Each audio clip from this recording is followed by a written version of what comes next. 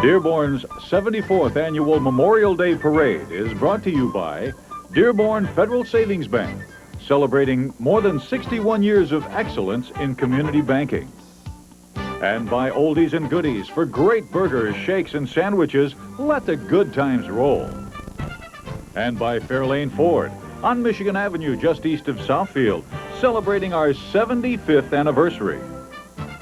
And by Howe Peterson Funeral Homes, serving the community for 125 years, sharing in services that celebrate life. And by Linda L. Gibson, your American Express financial advisor. Let Linda help you make smarter financial decisions. And by A. Ross Heating and Cooling. Heating and cooling Dearborn with Carrier products since 1961. And by Armada Gas and Oil, marketing for the British Petroleum Oil Company in southeastern Michigan. We keep you moving. And by Sam Baydoun, top agent for Century 21's Dearborn Heights office. And by the men and women of the Ford Motor Company, who remind you to buckle up. And now, live from the steps of Dearborn City Hall, here's Russ Gibb and Jackie Kaiser.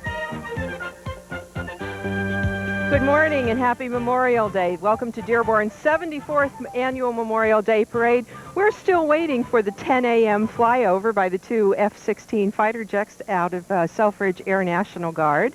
I'm Jackie Kaiser. And I'm Russ Gibb. And by the way, in addition to the parade, Time Warner Cable is pleased to bring you the commemorative service that immediately follows the parade. Both the parade and the service honors the soldiers, sailors, airmen, and Marines who have lost their lives for our country in time of war. Special dignitaries here today include the Governor and Mrs. Engler and their children, who will be joining us later, Congressman John Dingell, Senator Spencer Abraham, and of course Mayor Michael Guido, all of our city council people, members of the school board, the variety of national and state officials as well. Well, you know, Jackie, in fact, more than 4,000 people will take part in this parade today, along with dozens of bands. Of course, the featured band is the 2nd Marine Aircraft Wing Band, one of the nation's top military bands from Cherry Point, North Carolina, who will be performing during the memorial service. We'll also have two other flyovers, one at 10:30, and we'll have the 4 F-15s from Florida's Tyndall's Air Force Base, and then a parade favorite, Colonel Glenn Lamont, piloting his B-25 bomber called the Guardian of Freedom, Jackie. Today's parade marshal is Brigadier General, United States Marine Corps Reserve, Leo V. Williams III, the commanding general of the Marine Corps Reserve Support Command in Kansas City, Missouri. He is a veteran of Desert Storm and is quite a remarkable man. I had a chance to speak with him the other day, and we'll be seeing part of that interview later. Today's parade chairmen, Jackie, are Dave Dumas and George Harvey. Dumas is a World War II Navy veteran and has served, I guess, as parade chairman several times. He was Dearborn's Veteran of the Year in 1987. Harvey served in the Army during the Korean War and was accorded two Purple Hearts, one for being wounded in the Battle of Pork Chop Hill, and he has chaired two parades and was Dearborn's Veterans of the Year in 1984. Both men work with the staff of the City Resource and Information Department to line up all the parade participants in today's great, what is our 19th or 18th? This is our 16th, I believe, parade. Seems like 19. Actually, the Dearborn Allied War Veterans Council is responsible for putting this parade together, and the veterans have observed Memorial Day for many more years than we've covered the parade. Here's a history of the Dearborn Allied War Veterans Council. Memorial Day, or as some people call it, Decoration Day, can be traced back to 1868, when veterans of the Civil War declared May 30th as the day for the Grand Army of the Republic to honor its war dead.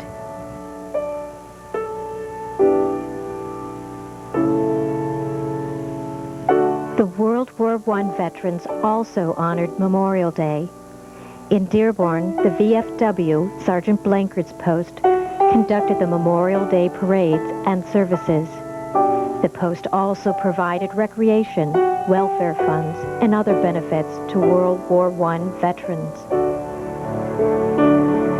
The veterans of World War II in Dearborn, as well as other veterans in Dearborn, observe Memorial Day under the direction of the Allied Veterans Council. The Allied War Veterans is a group of veterans in Dearborn that are all veterans, past veterans, and they all belong to one organization, which is classified the Dearborn Allied War Vet Council. It started back in, to be big like what we have grown to, back in 50 or 51, and it started when Hubbard was in office. And it started having their meetings in City Hall under our past Mayor O'Reilly. And they used to have the meetings at City Hall, and then it moved to the annex, and then it moved to different posts, and now we're holding our meetings at one place, which is Fort Dearborn Post 364 all the time now. The Allied War Vets, they represent 43 different posts, chapters, and veterans organizations in Dearborn. And each member, or each post and member and chapter has 3 delegates per post, chapter, and member.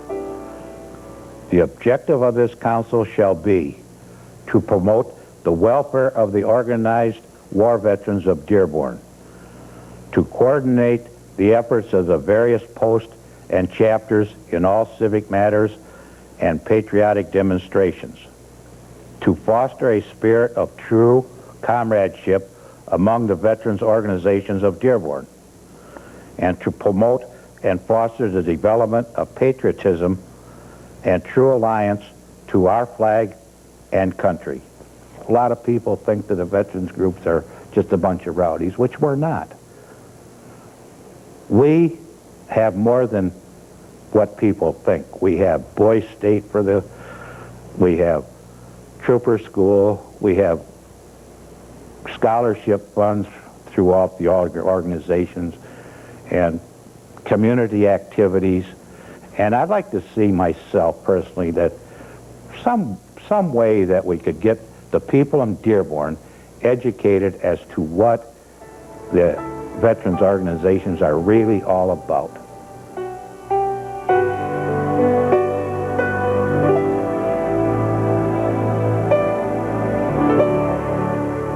Dearborn Allied War Veterans Council, great organization. That was an excellent piece. We are going to take a quick break at this point. We're waiting for the parade to reach us here at the corner of Michigan and Schaefer. We'll be right back.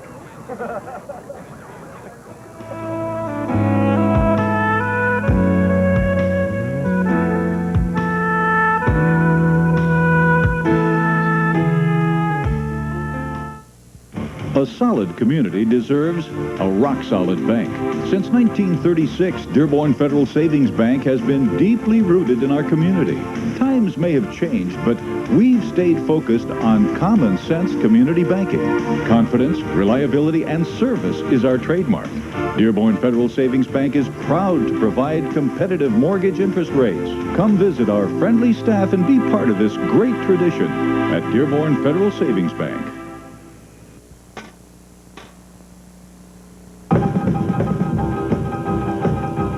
Take a trip back in time at Oldies and Goodies, where the atmosphere and food capture the style of the 50s. Bite into our BB King spicy chili burger, vegetarian burger, turkey burger, or shake it up with 32 flavors of ice cream and yogurt. For a nostalgic trip back in time, visit Oldies and Goodies. Let the good times roll.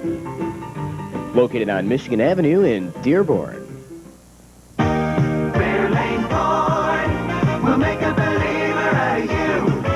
Believe this, Fairlane Ford on Michigan Avenue east of Southfield in Dearborn is celebrating 75 years by giving away a new Mustang convertible. Stop by Fairlane Ford and register. You could be the lucky winner. Fairlane Ford is also giving away an Expedition. What a great way to celebrate. Stop by and register today. Fairlane Ford on Michigan Avenue, just east of Southfield in Dearborn. Funeral services should be personal, special, because the loved ones we remember are special. For 125 years, the Dearborn community has allowed Howe Peterson Funeral Homes to share in services that celebrate life, to work together with you to make memories that are a tribute to those we love. 3 generations of our family want to thank you for trusting us with your family. Howe Peterson Funeral Homes, 22546 Michigan Avenue, Dearborn, Michigan. And welcome back. We were talking about the Dearborn Allied War Veterans Council and how hard they work to bring you this parade every year.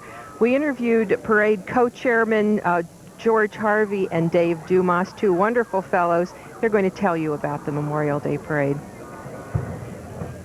Memorial Day Parade is an ongoing program from year to year. It's a lot of work because organizations that are invited to participate in this parade, some of them out there have to be invited 2 years before our parade even is put together. There's many letters that are sent out inviting people. There's a numerous amount of correspondence that has to be taken to send out. There's a lot of work going in for the actual day that consists of your police department out there, your city department of public works have to put up barriers and stuff to make sure the parade members are safe. There's a numerous amount of people involved in the city, from the city hall all the way down to the last veteran that marches in the parade. We have some flyovers come out of the Yankee Air Force base up here at Willow Run. We have some flyovers that came one time from Battle Creek. They have World War I planes. We have Hueys come in and fly over. And if you notice in our parade that the planes that came in from Florida, they fly over our parades, and the Huey goes over to Selfridge Air Force Base, picks up the pilots, and we end up putting them back in the parade. And they're in the cars as they go by in our parade. We've had over the years many outstanding organizations like the Old Guard out of Virginia out there, the 3rd Infantry Division. Those are the ceremonial guards, are the ones that are on duty at the Tomb of the Unknown in Washington. Their ceremonial guard wears uniforms from the Colonial Revolutionary War. It's one of the most outstanding parade units in the country. They've been to our parade. There's other organizations. We had the paratroopers out of Fort Campbell, the 101st Airborne Division, that jumped here at one of the Memorial Day parades. And these kind of organizations coming here brings the people out to want to watch this because it's an added attraction to the Memorial Day parade. I'd like to tell people about the parade. When you go down and you see that 1st Division walking by, which is strictly the veterans, which is strictly the units from the Allied War Veterans Council. And if you notice in there that you see some of them right now, World War II, a lot of cars, no walking anymore because they're getting old. And if you notice when you come down to the Vietnam veterans, some of them old-timers sitting in that car are looking back, and that's their children. That's their boys that were in Desert Storm and in Vietnam. And it isn't going to be too long before the Vietnam veterans are going to be looking back at their kids. It is us that are living out there that have to keep this holiday sacred. We also have to teach the children today just exactly what Memorial Day is. It's the day we pay homage to those who made the supreme sacrifice in order that our country will maintain freedom. We have to teach the children out there the meaning of Memorial Day, and the only way we can do this as ex-veterans out there is to make sure that this day is kept sacred. That's an obligation that I assumed a long time ago.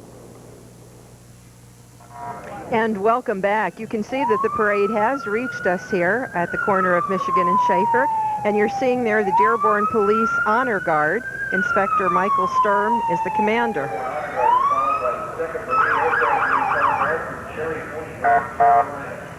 Following them will be the 2nd Marine Aircraft Wing Color Guard from Cherry Point, North Carolina, with the Aircraft Wing Band.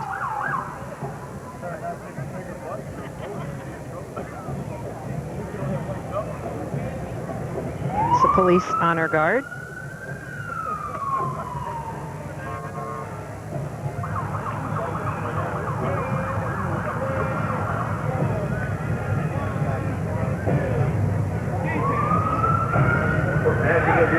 Dearborn Police Honor Guard, Inspector Michael Stern, Commander.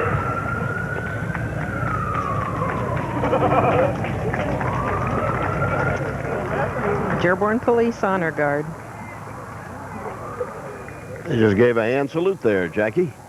As Dave Dumas said in that piece, the entire first division of the parade is veterans and support group. So within the first division, we really see the meaning of Memorial Day.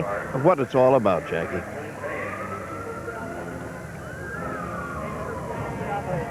You're hearing the sounds of the 2nd Marine Aircraft Wing Band. Chief Warrant Officer Alexander K. Gray is the director of that group.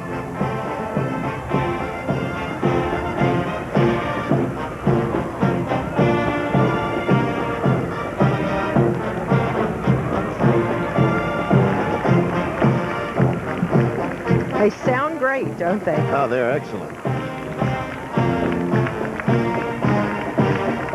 This group was organized in 1943 during World War II. It's currently based at Marine Corps Air Station, Cherry Point, North Carolina. The Battle Hymn of the Republic they're playing.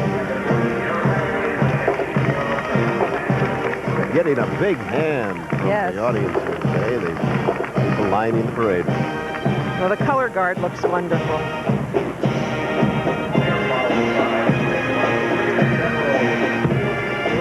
The 50 musicians of the Marine aircraft travel extensively throughout the eastern United States and entertains millions of people in over 300 performances annually.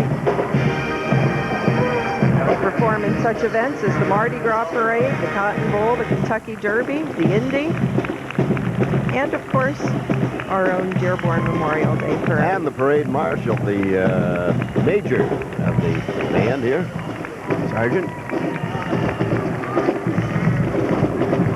Might add that while maintaining their high standards of musical excellence, the Marine musicians also maintain high standards of physical fitness, marksmanship, and combat capabilities required by all Marines. Jackie, look at the dress and cover, the way that they're lined up and how sharp they are, and look how they move their instruments. Bing, bing, bing. That's a sharp outfit.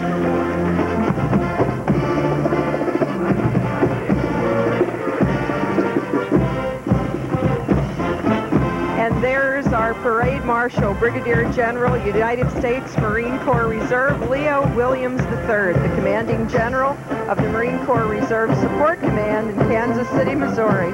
As they play the Marine hymn. He told me that he was going to be wearing dress blue whites, which means white slacks, white trousers with the blue jacket. And there you have all of our local officials. You can see Mayor Guido. You can see Dave Dumas and George Harvey, our Allied War Veteran Parade Co-Chairman. There's the mayor. There he is. The man. Joyce Olkowski, there behind his shoulder. In the near future, you will join the Dearborn family of Forces his office to our community. And Kathy Buda, the newly elected city clerk. Is this her first parade? Yes, it is. And there we have Mark Shushanian, Judge Hultgren there on the right. And Nancy Hubbard.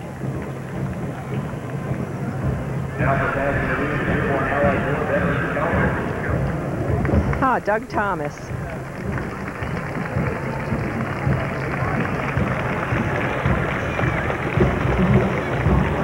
William R. Dave Dumas, George Harvey, Joyce Olkowski. Oh, there's Joyce Olkowski. Was Suzanne Serini in that bright jacket with the red, white, and blue? I hadn't there even she goes. She looked great in that jacket. And Judge Bill Runco with one of his young people. Sharon Dalmage is down there, I see, from the school board. Oh, there's John Dingle. John Dingle, yes, a veteran himself. Councilwoman Joyce Olkowski, John Dingell will be making some remarks. There's his wife Debbie there next to him, but he will be making some remarks. There's the governor. There, Governor Engler. And if you can see, one of the just triplets just fell out of the... out of the wagon. We have to get... We got a little emergency there. Oh, dear. Well, she seems to be all right. The triplet seems to be okay. Back in the truck, and away they go. Aren't they cute? They're 3 years old. I think they're going to be 4 this coming November. And there's Spence Abraham as well, if you can see him. And he's pulling his kids, too. They got all the family there. Right.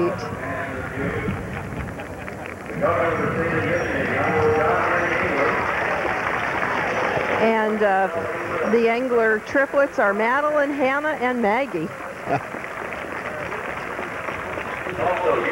Yep. There they are. There's Spencer Abraham. You can see the back of him there. And there. Also, Congressman John D. Dingell and Mrs. Debbie Dingell. That's John Knappman. He's running for Agnes Dabrowski's seat, Dearborn Democrat.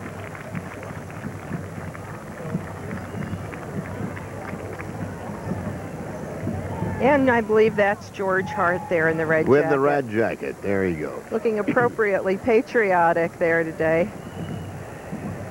He's also running for re-election this year, might add. And he always gets out into the community. Oh, and Wayne County Commissioner Susan Hubbard. There's Susan. Senator George Hart. Wayne County Sheriff Robert Picano. Oh, Wayne County Sheriff Picano's in that group of people, too. Wayne County Commissioner Susan Hubbard. Wayne County Circuit Court Judge Sean. And there we have Major General Gordon Stump. He is the Major General at the Selfridge Air National Guard Base, out of which those 2 F-15 fighter jets were supposed to fly, but I understand the ceiling was a bit low for them this morning. And that was the reason we didn't get that 10 a.m. flyover. You notice the spaghetti on his chest there. Yes. He's been around. Director of Military Affairs, the Adjutant General of Michigan. He was last year's parade marshal, as a matter of fact. With you, Major General George Stump, Director of Military Affairs, Adjutant General of Michigan. And we have the start now of the 1st Division. This is the 82nd Airborne Division Association, 101st Airborne Division Color Guard. Jim Etherton is the commander.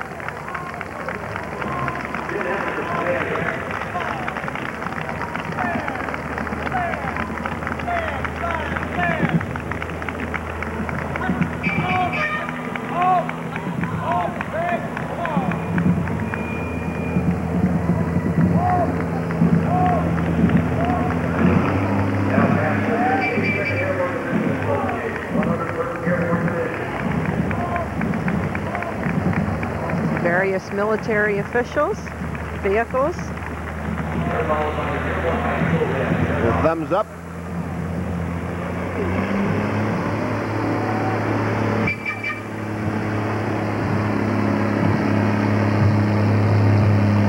These trucks are a little stinky down here. Yeah, that's a diesel, all right.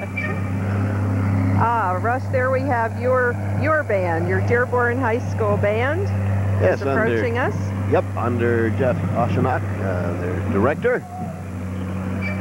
This is the first of the high school bands we'll be seeing today.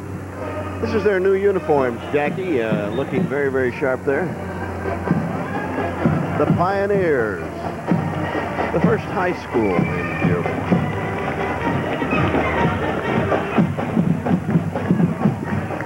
Dearborn High School band.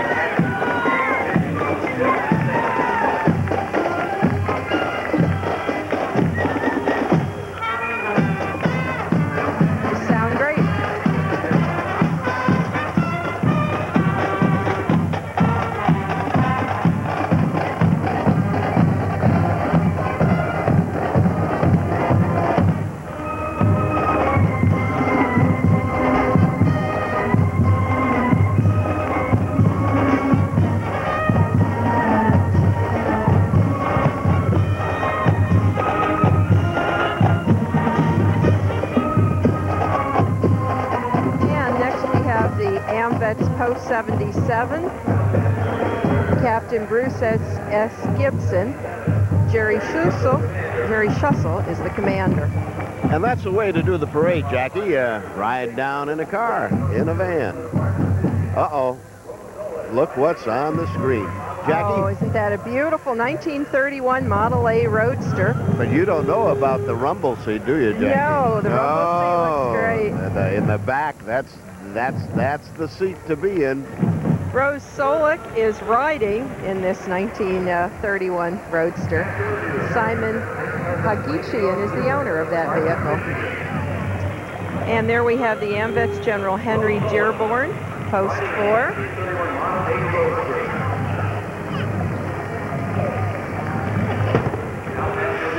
Michael Barrett is the commander of that group.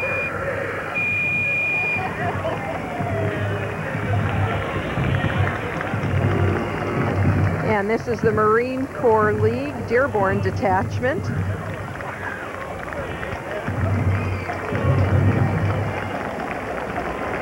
Philip Smith is the commandant.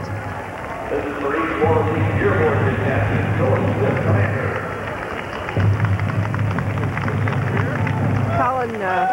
Colin McGee just stopped by and said we will not have a flyover at 10:30 due to the weather again, the low ceiling.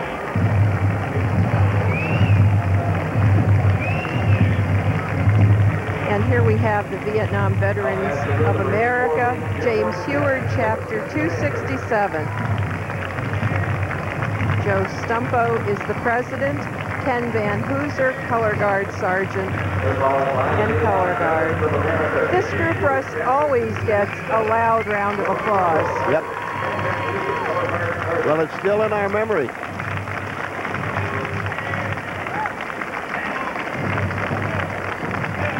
They may have been forgotten during the war, but they haven't been forgotten. No, they haven't.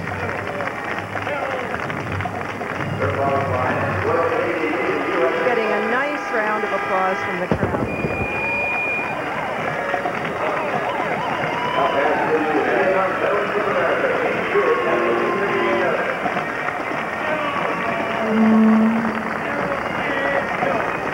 And this is the Royal Canadian Legion USA, Post 92. Andy Hutton is the commander. Douglas Miles, color guard commander.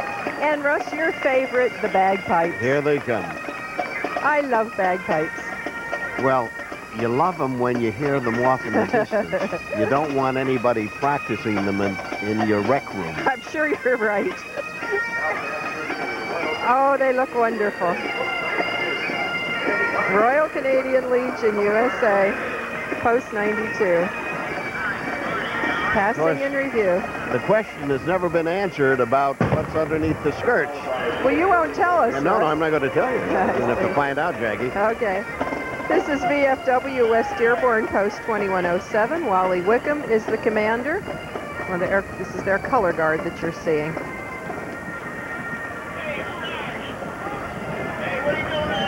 Jackie, is this the biggest parade in Memorial Day Parade in Michigan? It is supposedly with 4,000 participants, 5 divisions. It is it's certainly one of the state's largest parades.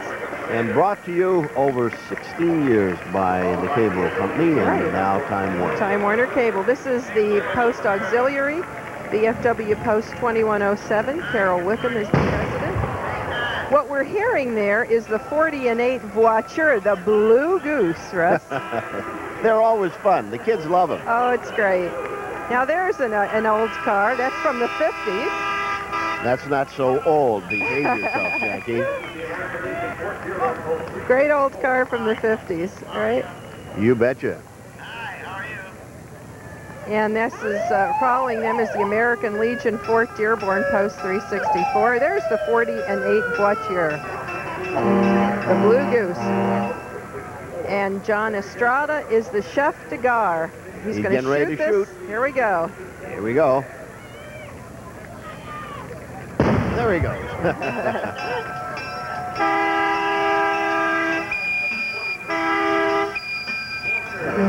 The veterans of World War I.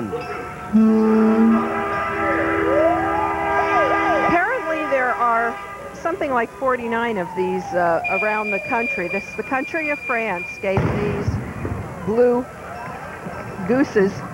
these blue geese to the United States as a thank you for helping them after World War II. Each state has one. And here we have next the VFW Sergeant Walter Blankertz, Post 134. William Smiley is the commander.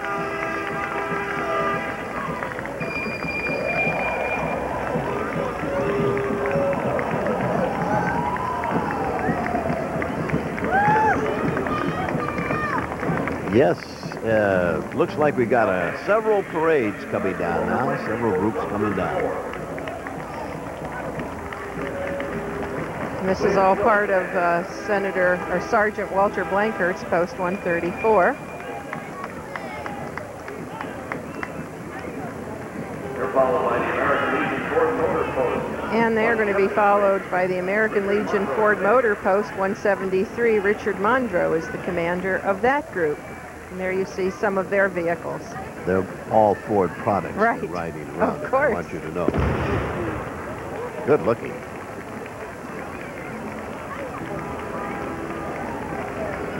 Now after the American Legion Ford Motor Post 173. And coming up, you're starting to see VFW Lieutenant Archie Kelly Post 1494. Joe Terry is the commander. And there will be 5 Humvees as part of that group, provided by the headquarters company.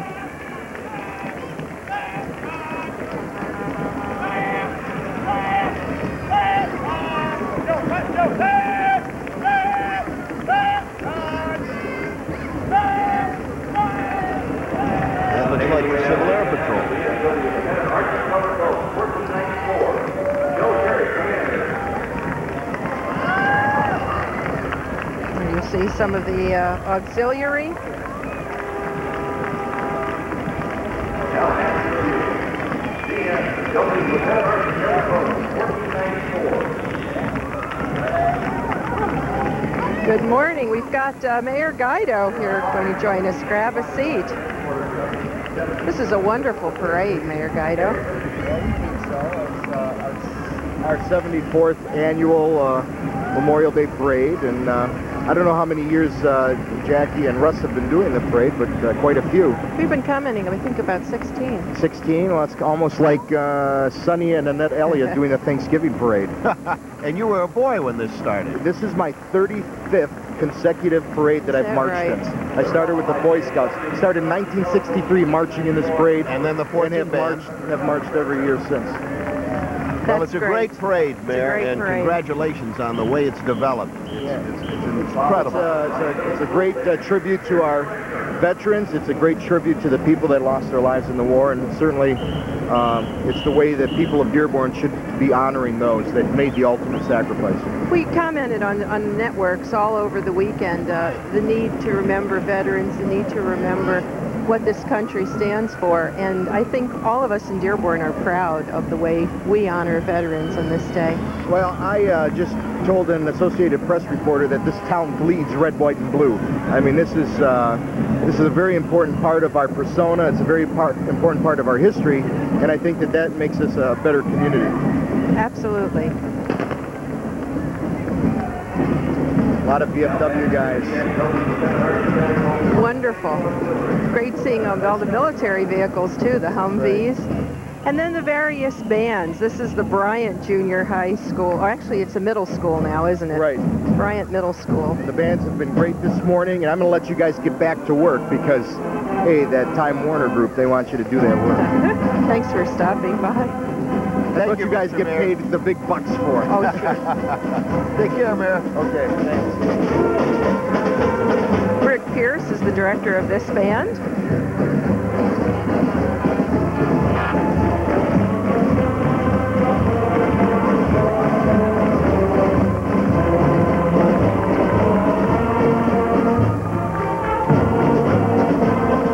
And here we have DAV Corporal E&M Gray, Post 51.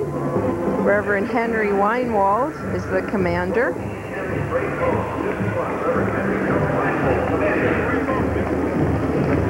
And they will be followed by the Ian Gray Auxiliary. Susan McAnay is the president of that group.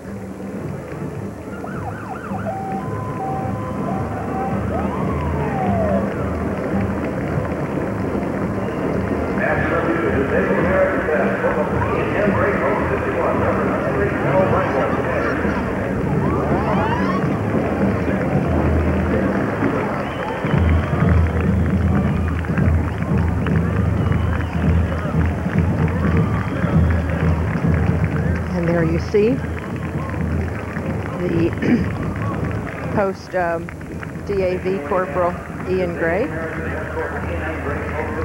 post 51.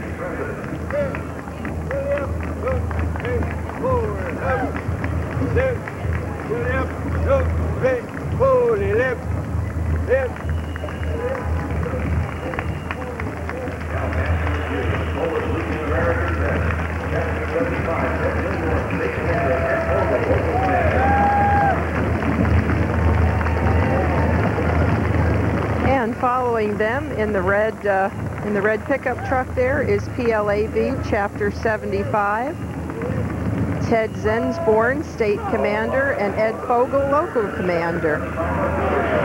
And the PLAB Chapter 75 Auxiliary, Joanne Minoski is the State President, and Ann Probin, the Local President.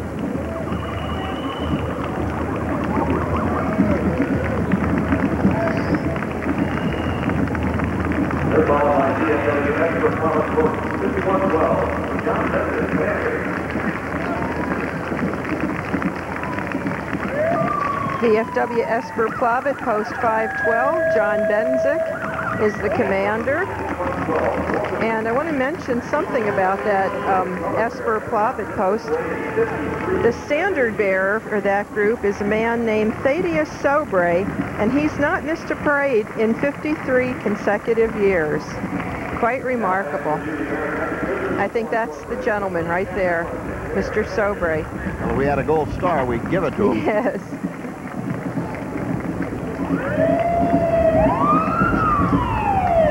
American Ex-Prisoners of War, Wolverine, Chapter 1, Dick Bear, Commander. And then we have the Military Order of the Purple Heart, Chapter 75, Robert Burns, Commander.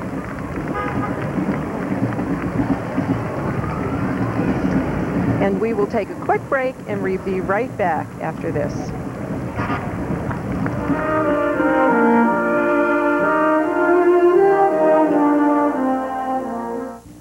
Recycling is a way of life, and today at Ford Motor Company, each car and truck contains many parts made from a wide variety of recycled materials. That's because Ford was the first automaker to issue worldwide guidelines to its suppliers and engineers on the use of recycled materials. So help us to help the environment. Return, reuse, recycle.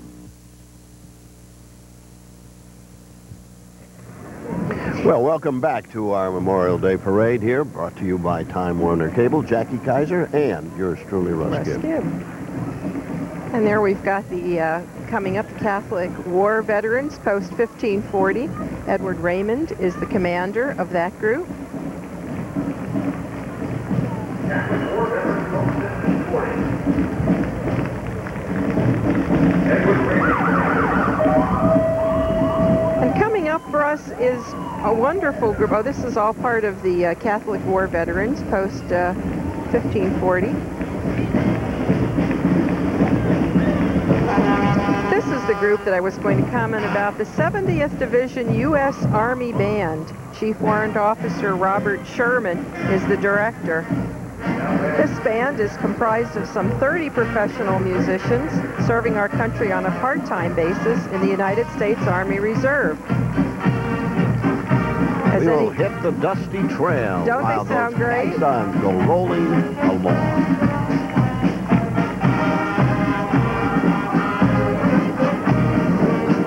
This band remains Michigan's only military reserve band. They serve the ceremonial and musical needs of active reserve and guard units throughout Michigan, Ohio, and Indiana, and also perform for parades such as this, civic functions, and concerts throughout the tri-state area. They've appeared in the Memorial Day Parade here, of course, the Detroit Thanksgiving Day Parade, the Selfridge Air Show, and they're great. Sound great. Here we have the Fire Department Honor Guard. And looking very, very sharp, Jackie. And members of the Dearborn Fire Department following them.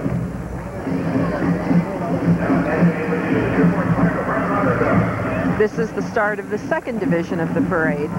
And here we have the engine number 5, which is a 1992 Seagrave 50-foot tail squirt with banner in memory of Captain Raymond W. Barron and other fallen Dearborn firefighters.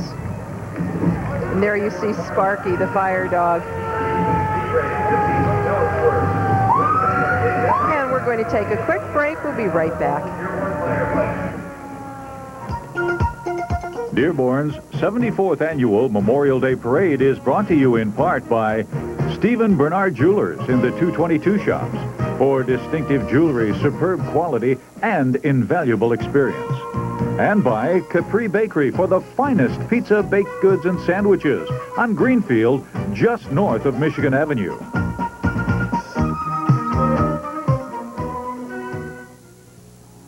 The craftsmanship of Stephen Bernard Jewelers. Creating custom-designed works of distinction, bringing life to diamonds, colored gems, and rare fantasy-cut stones from Bernd Munsteiner. Fashion jewelry from Judith Jack, or unique designs to suit individual tastes. From stylish originals to timeless classics, shop Stephen Bernard Jewelers for distinction, quality, and experience. The delicacies of Italy are available right here in Dearborn at the Capri Italian Bakery. We offer the very best in Italian breads, rolls, whole pizza, and pizza by the slice. Italian specialties such as cannolis and sausage rolls, and everything you need to create your own Italian feast are available too. Our breads are made fresh daily from the finest ingredients. Wonderful fresh bread, fabulous desserts, friendly service, and more await you at the Capri Italian Bakery. And welcome back. I think we're seeing here the Exchange Club of Dearborn Police Trailer. You often see that over at Homecoming and at a variety of special events around town. The Exchange Club of Dearborn's president is Len Renier. And they usually pass out flags, and there you see a young person holding a group of flags.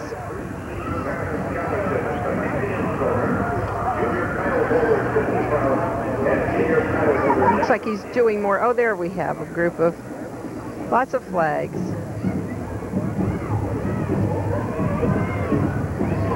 And this is a preteen American Scholarship and Recognition Program. Junior title holder, Tiffany Prout. Senior title holder is Jennifer Stanton. There they are.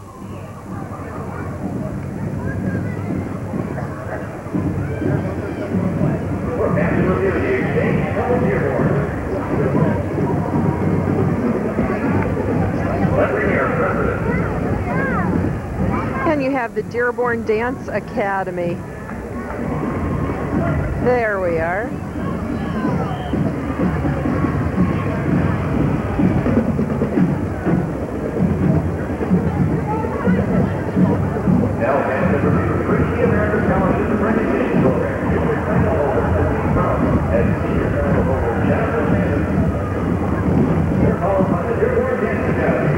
They're going to do a little twirling exhibition for us, Russ.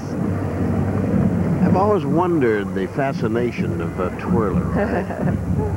That's difficult to do, you know, Yes. throw those sticks around like that. The girls all dressed up.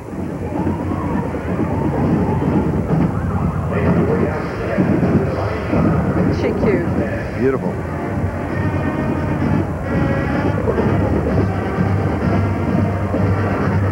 And we have the Divine Child High School Band following behind The Dance Academy, Christopher Blackmer is the director. This is the first year for Christopher Blackmer.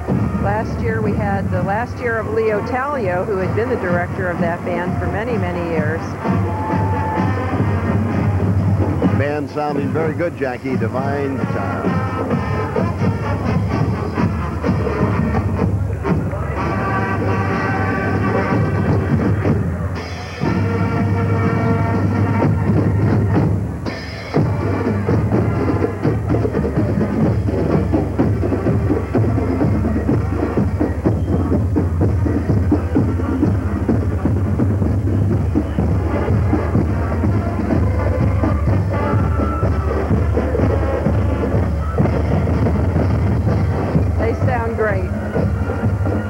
Look very sharp in their red and black and gray uniforms, Jackie.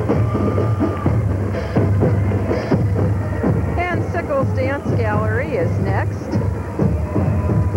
And these are the girls showing the spirit of Detroit with the hockey. Hockey Red Wings. Town, yes, sure. their theme must be Hockey Town. Don't they look wonderful in their Sure. Red Wing shirts? 3 to 16 years of age, Jackie, is the Sickles Dance Studio on Telegraph Avenue. Go Wings, go Sickles. And you know, this group has won over 24 gold awards, ribbons, and plaques.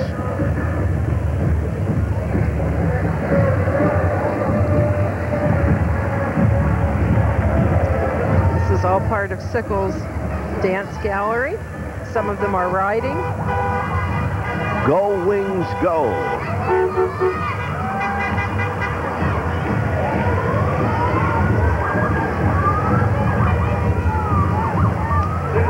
I would think that the Sickles Dance Gallery is a big fan of the Detroit Red Wings. Yeah, there's Miss Metro Detroit.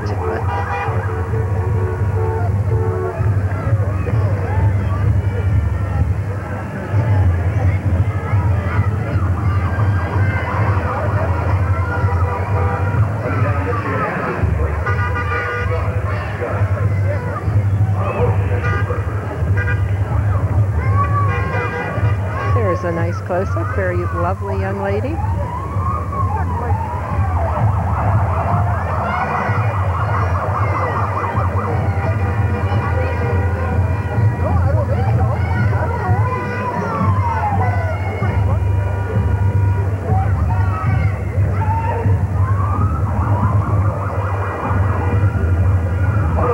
And Automotion and Hooper, this is the Detroit Pistons dance squad. Now, I don't know if we're going to see the Detroit Pistons dance squad dance, Russ. Well, I'd like to see that, Jackie. They're called Automotion and Hooper. And that must be Hooper.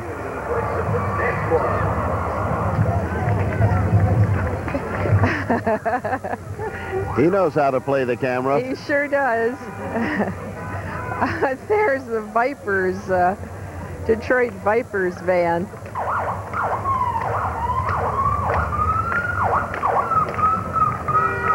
And this must be Miss Junior America City Queen. And I had a convertible like that. That's a 40, wait, that's a 50, I think a 57 or 67 Ford convertible. I have one just like it. Oh, it's great. Great vehicle. And we have our DARE vans, the police DARE unit, drug abuse resistance education. We have 4 vehicles now. They're all here in the parade.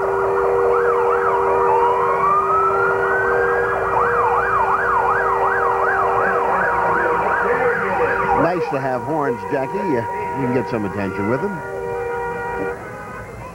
The Memorial Day Parade from Dearborn, Michigan, coming to you. We are starting the scout troops now. Obviously, this is Pack 1111.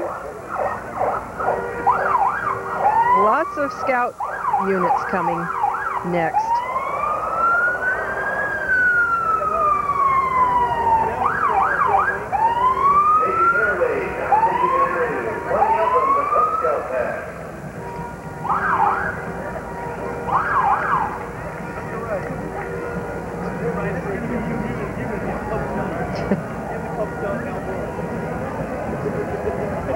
And this is pack 1112.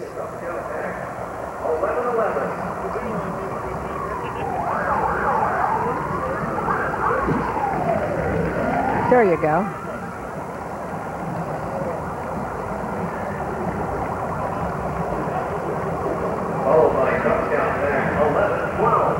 Lots of Scouts marching today, Russ. Yep, and of course the scouting is still one of the great programs in America. We will have pack 1113 in here and pack 1117 and pack 1126 as well. How'd you like to have that group stay overnight down in your rec room, Jackie? No, I don't think so. 1147, 1148, 1151. Lot of Scout packs here. And I'm just thinking about the number of chocolate cookies and glasses of milk that it would take to chow these groups down.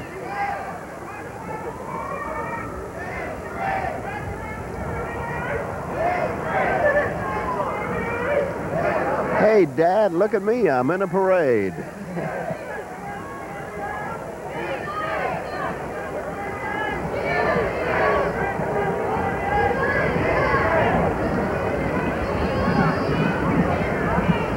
Lots of Scout groups.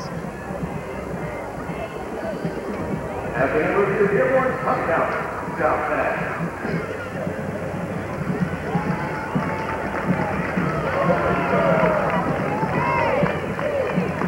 Taking his job very seriously. And now we have some of the Girl Scout groups as well. I just finished up my Girl Scout cookies just this morning, Jackie. Did you? And they're good.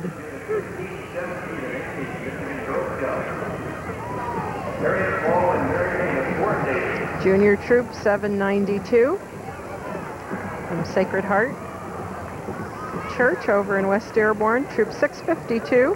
Lots of different troops. Brownie Troop 2259.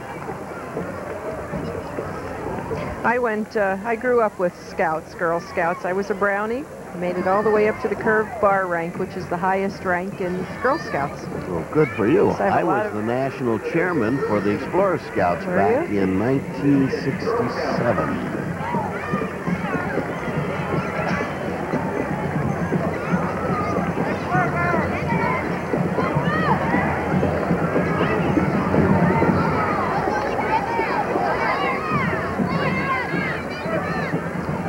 I say 67, I meant 76. My mind's going, Jackie. Colorful banner. They look wonderful.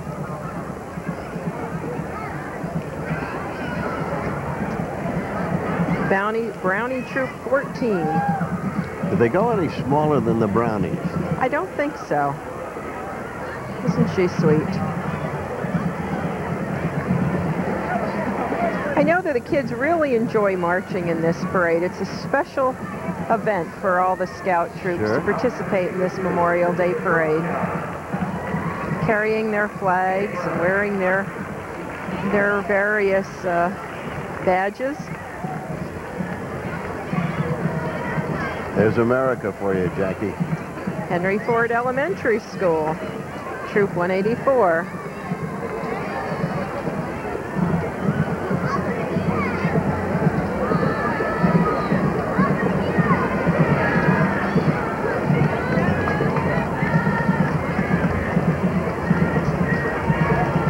Now, Jackie, the parade will replay today several times. Oh, correct? yes, we will be replaying it. We will be replaying it as well in the next few weeks. So everyone who's in it can see themselves. And that's part of the fun of the parade. Sure.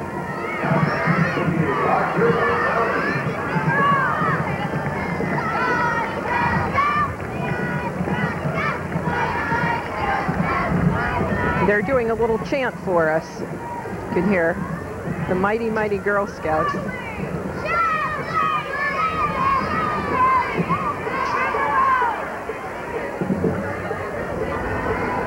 River Oaks School, Divine Child, Girl Scouts.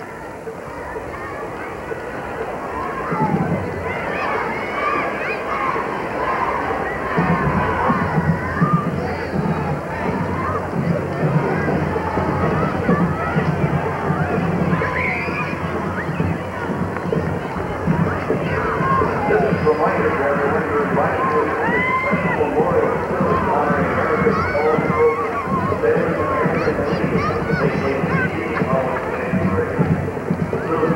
Troop tours. I missed that one. They're all waving, though. Waving their flags.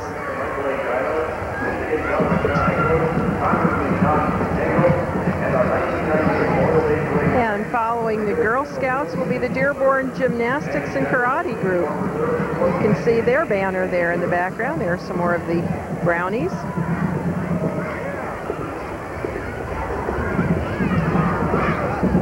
Troop 1616. You know, Jackie, not one of them came up and offered to sell us some Girl Scout cookies. I think they're all sold out. Oh, gonna?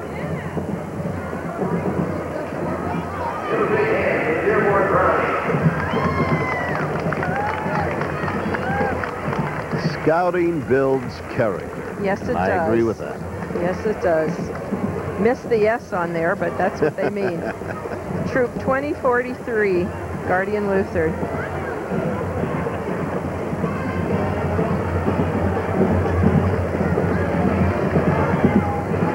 There's the Dearborn Gymnastics Group. This is gymnastics and karate. There's the Guardian Lutheran School, the Scouts.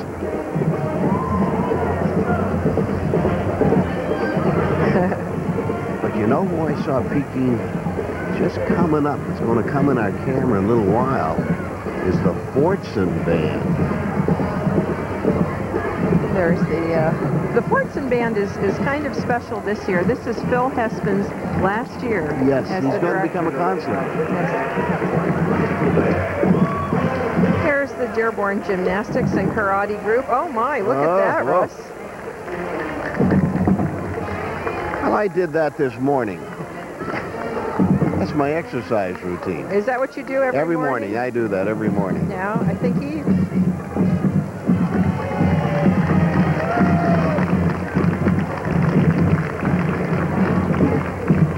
Oh, here goes one. Whoa!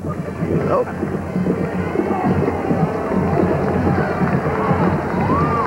Oh, look at that. I hope the Band-Aids are handy.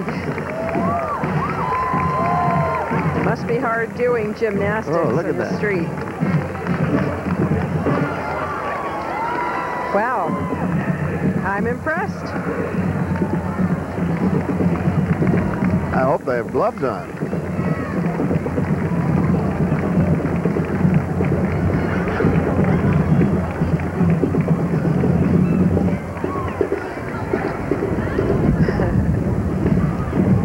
Strong arms. And there you see the karate group of this organization. We are going to take a quick break. We will return very shortly to the corner of Michigan and Schaefer. Parade is brought to you in part by Little Professor Book Center, serving up all your summer travel books, newspapers, and maps.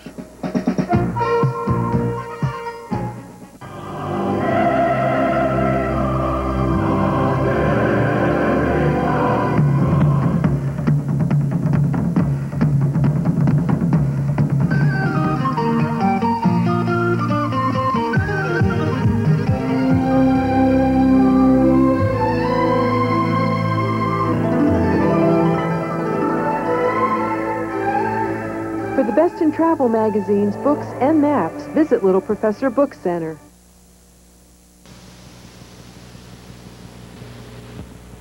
To mention the Donut World, fine people at Donut World supplied us with donuts for our crew this morning, Russ. You and I didn't get any. Where's our donut, Jackie? I don't know. We didn't get any donuts, but But Perez and Lila Hernandez did supply us with donuts, and we thank them very much for that. And coming up next is the Fortson High School Band. So we mentioned Phil Hespin's final year as director of that group. And is Fortson High School. I think Phil's with his daughter there. And joining us here at our table is Councilwoman Nancy Hubbard. How are you this morning? I'm fine, Jackie. How are you? Great. Who is that you've got here with you? I have a little Gabrielle Runkel sitting on my lap. Ah, Judge Runko's daughter. Yeah, she's having a great time watching the parade and all the kids. It's a beautiful parade. It's a wonderful parade, as it always is, Nancy. And the Fortson Band. Nancy graduated from Fortson. I was a cheerleader there for 3 years. You remember that, right? Sure. You made Life magazine. Yes, a cover of Life magazine. Yes, I did. Thank you for remembering.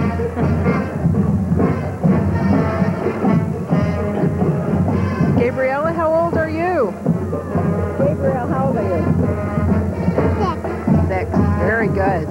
She's 6.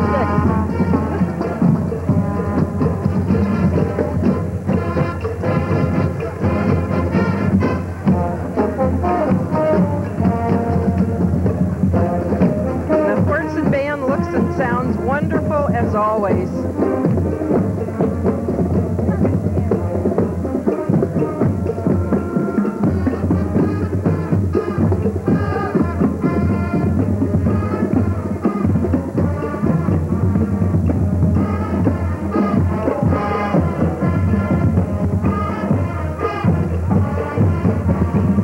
I notice our cameraman is in rhythm with the band. He's marching with the Fortson Band. And we have Janet's Twirling Sweethearts next. And of course they can twirl in rhythm to the Fortson Band.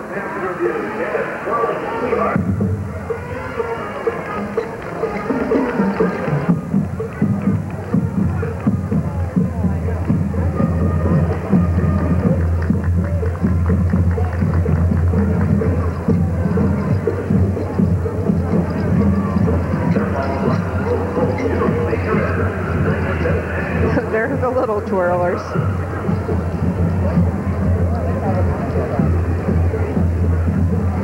And this is the world's most beautiful majorette. Could that be? No, I don't think so. The International Parade Majorette, Lynette Leinbach. Beautiful young lady.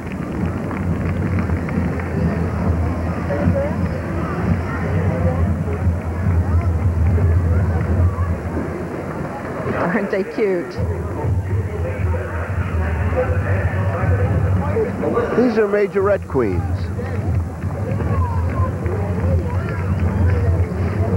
World's most beautiful majorette is Melissa McDonald. I'm not sure if this is...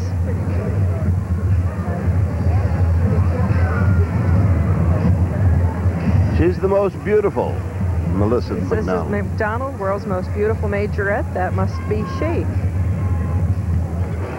And with her is Brenna Stein, International Sunshine Girl. This is the Good News Gang Metro Outreach Program, Detroit. Arthur Ledley, Executive Director. And coming along with them are the Sesame Street characters. And I'm always up for good news, Jackie. Yes.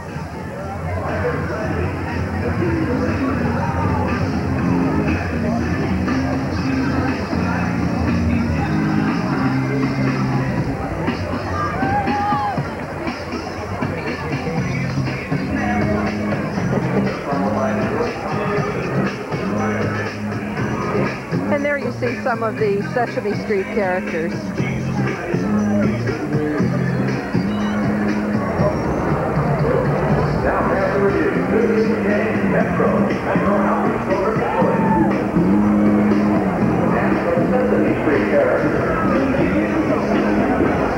And here we have Detroit College of Business with Mr. and Miss Detroit College of Business. They'll be coming up.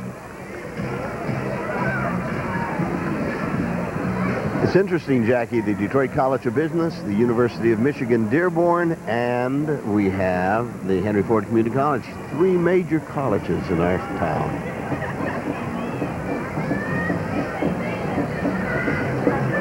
And there we have the Mr. and Miss Detroit College of Business, Jermaine Buckines and Jody Bonner.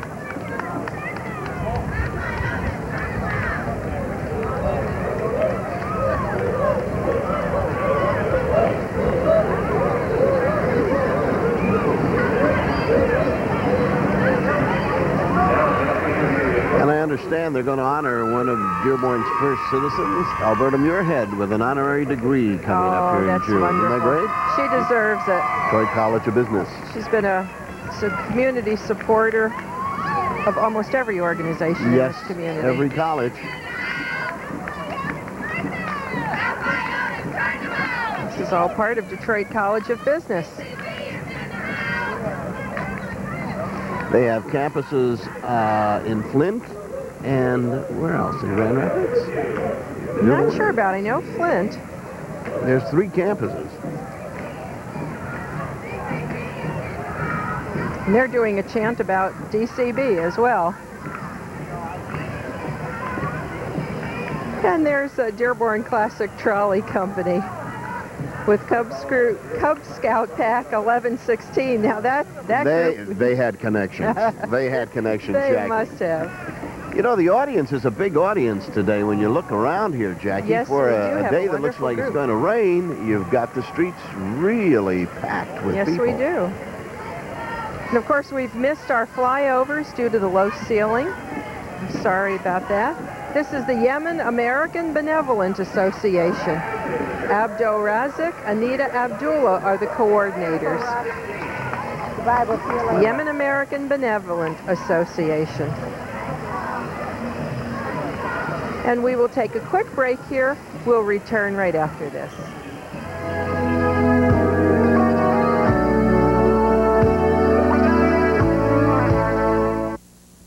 A solid community deserves a rock-solid bank. Since 1936, Dearborn Federal Savings Bank has been deeply rooted in our community. Times may have changed, but we've stayed focused on common-sense community banking. Confidence, reliability, and service is our trademark. Dearborn Federal Savings Bank is proud to provide competitive mortgage interest rates. Come visit our friendly staff and be part of this great tradition at Dearborn Federal Savings Bank.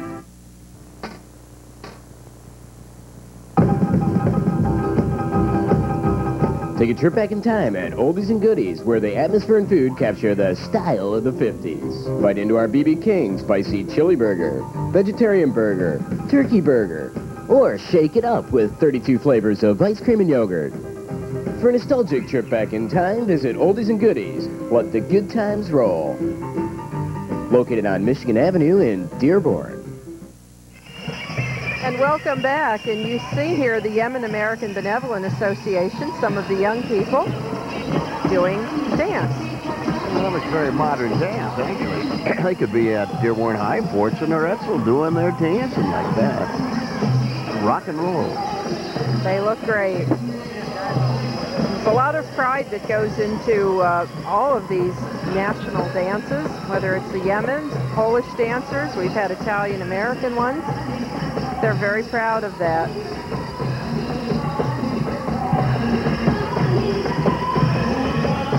They're performing there in front of the review stand.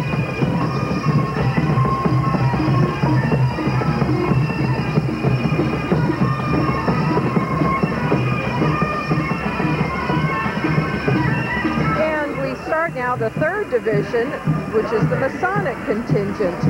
And we're going to turn the microphone over to Jean Pisha, who is the announcer for this group.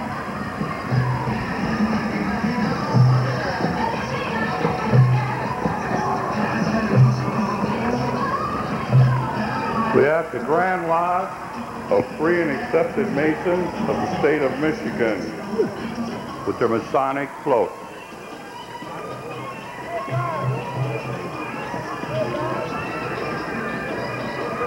We have the Almato Grotto represented with their float. We don't have the Royal Arch Masons or any of those. I don't see them here, so I'm just going to dispense with this and go ahead with the shrine. Yes, sir. Because they're not here. We've got the Masonic guys in the... That's it. That's it. Can they hear me? Do that. Okay.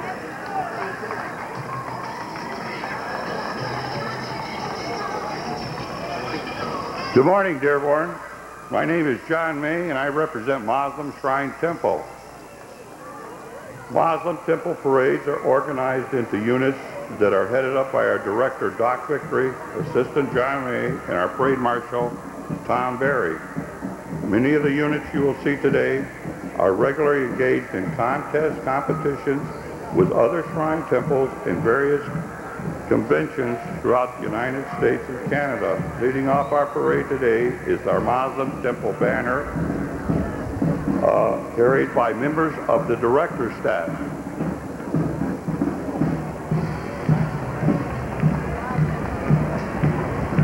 Next up, we have the Legion of Honor, Commander Dennis Koski. These nobles are all veterans of the Armed Forces of the United States.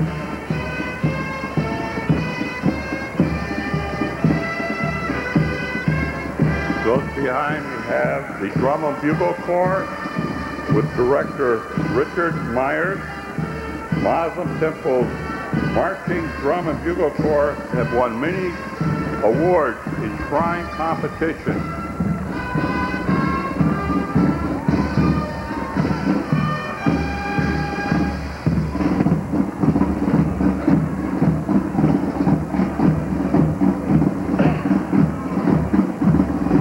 Muslim Temple's Die Band. These are the elected officers of Muslim Temple, led by our illustrious potentate, Rodney Petrovich, Chief Rabban Thomas Pollard, Assistant Rabban Alan Peterman, High Priest and Prophet John Thornhill, Oriental Guide Thomas Taylor, Treasurer Jerry Curtis, Recorder Al Torrey.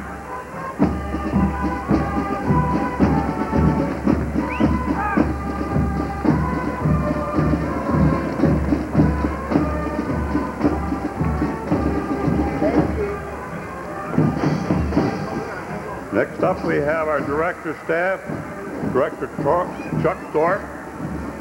The director staff produces and directs all Muslim Temple ceremonies.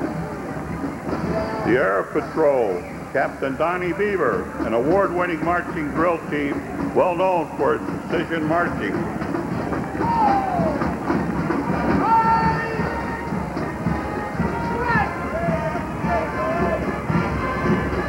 The Brass Band, Director Franklin Zeno, an assembly of shrine musicians who have won many awards in concerts and competitions.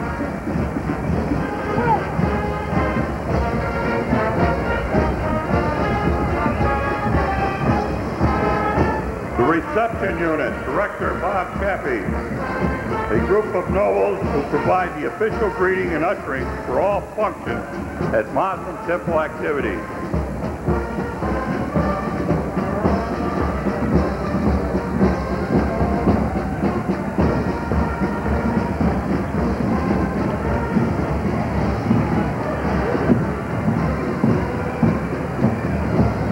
Master Unit, Director Joe Osmond, men who have served as masters in their respective Masonic lodges. The Masonic Float, this represents a Masonic lodge room shaped in the form of a oblong or rectangular square with a master sitting in the east, a junior warden in the west, senior warden in the west, and a junior warden in the east.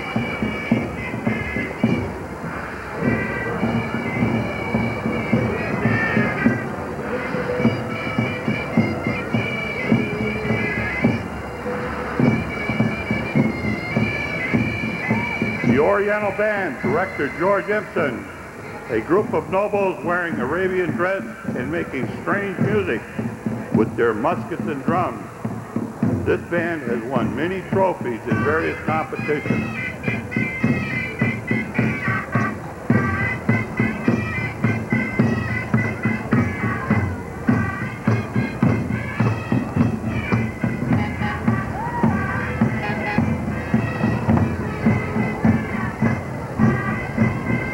Next up, we have our clown unit with director Charlie Miller. These are the same famous Muslim temple clowns who bring fun and laughter to the hearts of the young and old alike in parades, circuses, and hospital visits. Let's give a big hand, ladies and gentlemen. They work hard at this.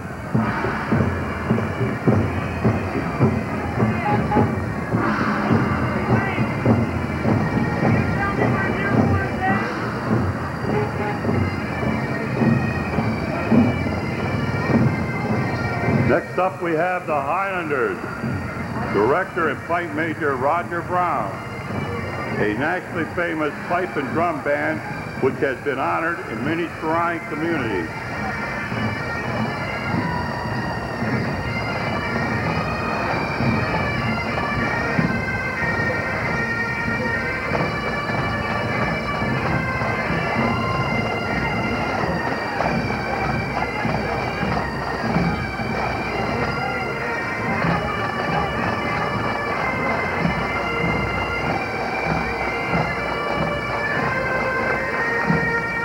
Next up, we have our child care unit with director Charlie Taylor.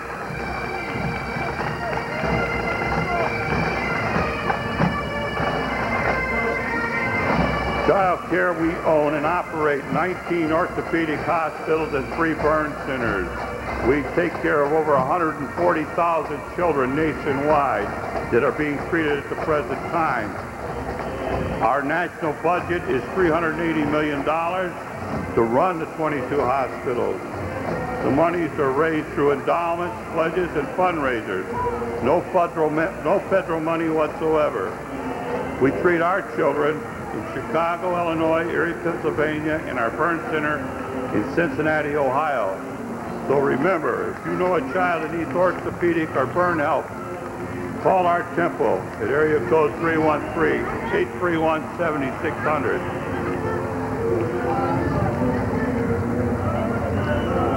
And there we have quite a lot of the Muslim Shrine performing units. We will be back with you right after this.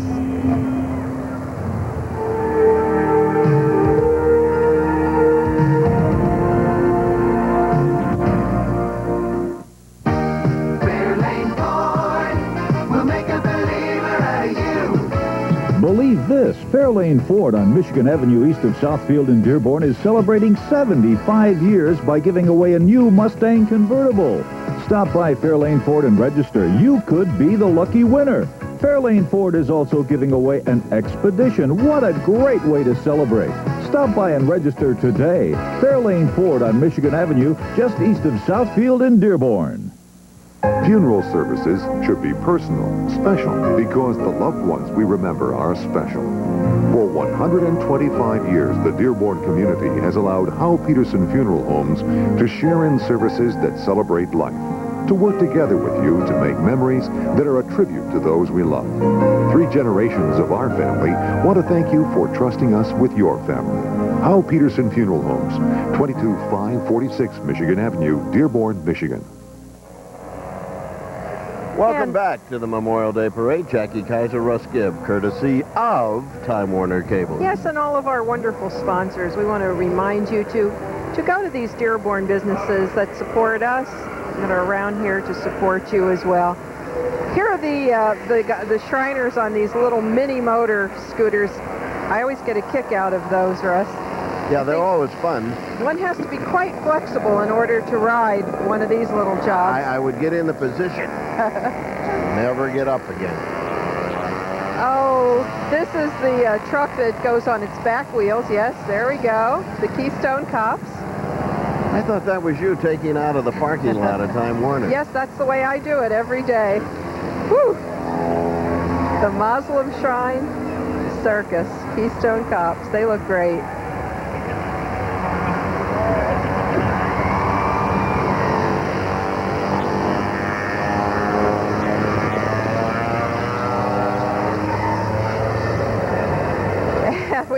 We have all kinds of motorcycles coming along Michigan Avenue. Little ones, big ones.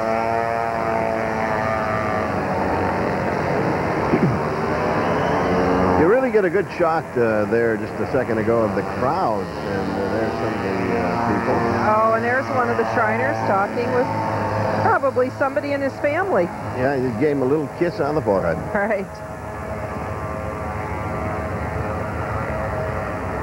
And while we're waiting for these motorcycles to approach us, we will take another quick break.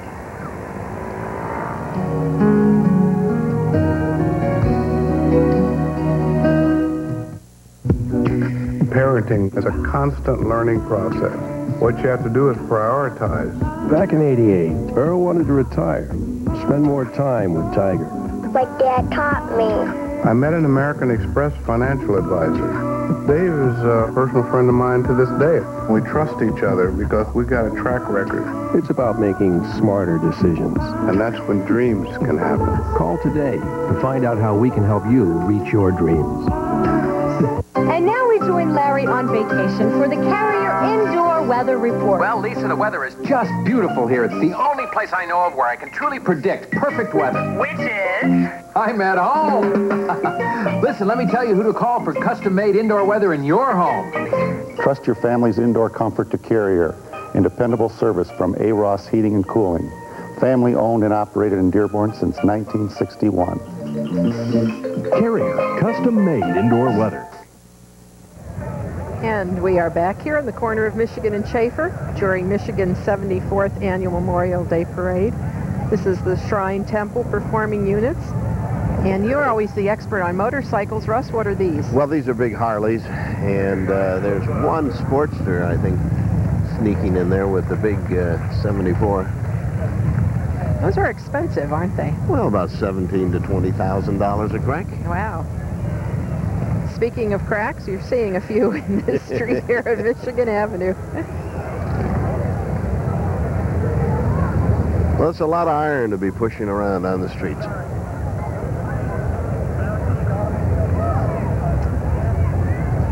And this is a second group of cycles. I believe these are these the Hondas that you're seeing on the screen, Russ?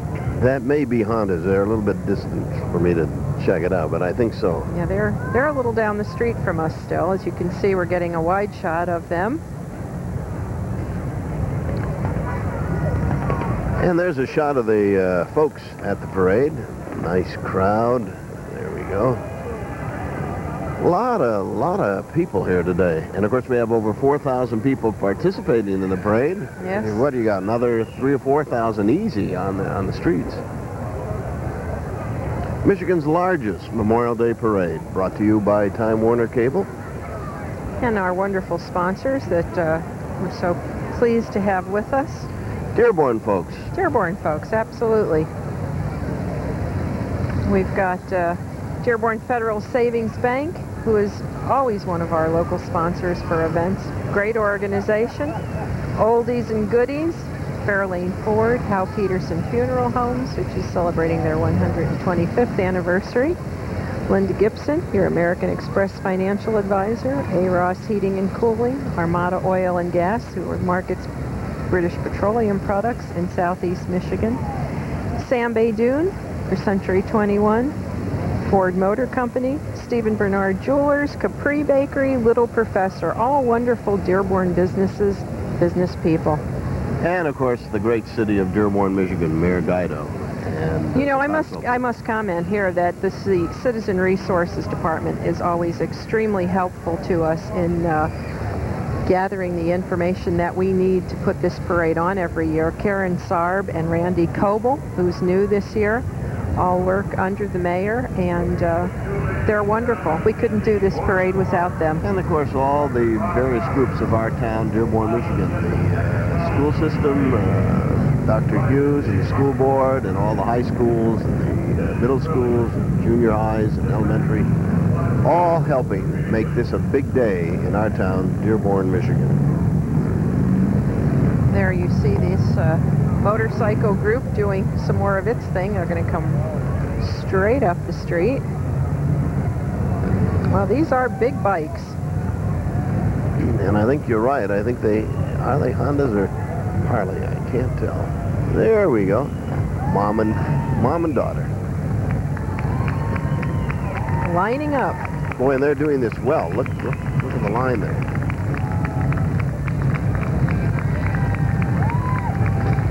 By the way, those motorcycles are all marketed Now they'll peel off.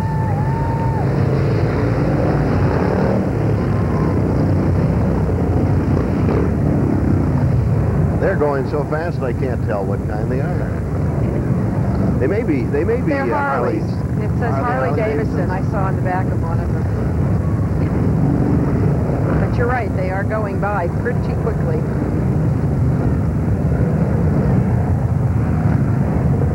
This would be a very chilly day to be out there on a motorcycle. You notice they're all radio equipped today. They can talk to one another while they're riding. I hadn't noticed, but that's a Yep, good they've all point. got antennas up Yes, on the back you're right. there. I don't know if they have their mics on, but they certainly can do that when they have their helmets on. And they all own these bikes, don't they? These people own these bikes. This is a volunteer organization. And you can see we have a little bit of a break in the action. So let's go to some We will take a break. commercials.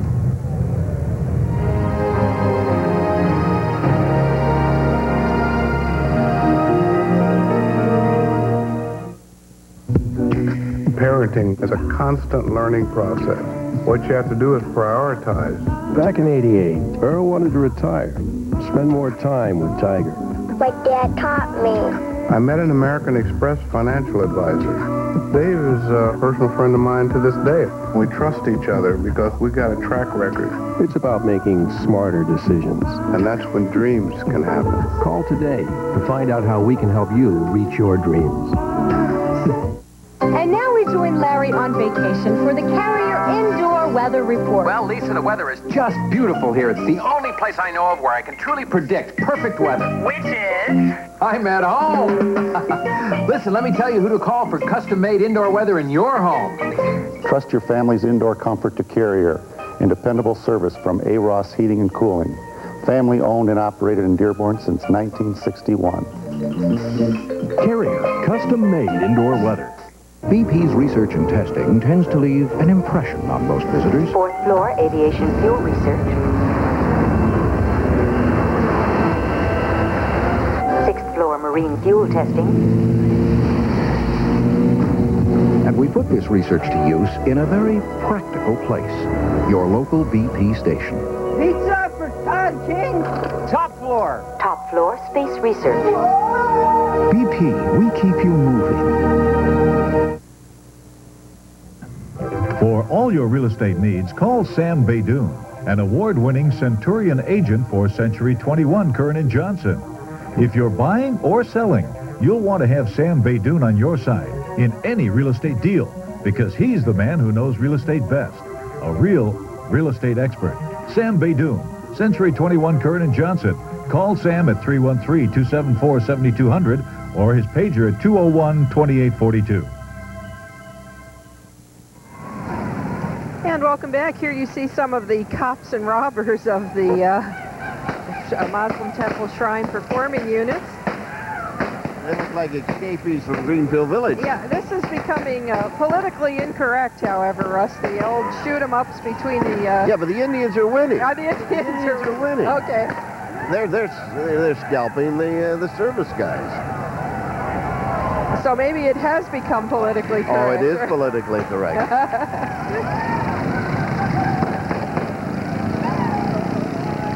I didn't see one Indian go down, but I saw all the soldiers go down. I see one of my ex-students, Dave Eisner, working for the city, shooting over there, working away, and going ahead as they move on the parade. Muslim temple shrine. So the military's having a little trouble with their horses there, Russ. They don't have the gas and get up and go. I saw Miss Serini just behind us just a moment, Councilperson Serini. Ah, and Frank Bewick's back it's here. Frank Bewick, too, in the white suit. Hello, Suzanne. Hi, Say how hello are to you? us. Happy Memorial Day. Thank you. Same to you. Hope everybody's having a great day today. Where did you get that shirt? Do you like this? This is my convention shirt. Your convention? You Yeah. look great. You look great. Yeah, that's to support all the boys out there. Of course, Frank Bewick is behind us with that white suit. He looks like Colonel Saunders He's looking pretty good. He's looking pretty good. It's a great day out here, though, isn't it? It's a wonderful day. It isn't too cold this year, and it's not raining, so we have to be grateful for that. Yeah, we're very grateful. It's a great day. We miss the flyover. That's about the only thing, but it's a great parade. Now, you have a young man, don't you, that's in the military? Yes, actually. I always carry his picture with me, you know, when we're when we're doing parade stuff. Actually, he's home this year, so it's the first one. Very good. Glad to have him here. Very good. Actually, you know what, Jackie? I can't even hear Anchors Away anymore without crying, so I'm happy to be here and happy to have him home. Oh, that's wonderful, Suzanne. Thanks for stopping by. You're welcome. It's good to see you. That's all right. Frank Bewick is the publisher of our Times Herald newspaper. I'm not a politician. I shouldn't be doing this. Well, you look fine. Listen, that outfit is something else. Hey, I'm selling ice cream after the parade. What does it say in your tie? The Red Wings. Oh, the Red Wings. Red Wings. You gotta go, baby. You gotta go. The mayor's gonna grow a goatee on me so I can look like Colonel Sanders. Well, you do look like Colonel Sanders. Take care. Frank Bewick, one of Dearborn's outstanding citizens. And we're still here with part of the women's division, the Annie Oakley division of the Muslim Temple. Now, those ladies know a good pace to walk down the street. A leisurely walk, I have to agree. See, they're moving nice and slow, nice and easy. And we've got some little Model Ts. I guess you would call them mini Model Ts. There's some fire engines there, and they have the little dog in the back here. Here he comes. There's the little dog.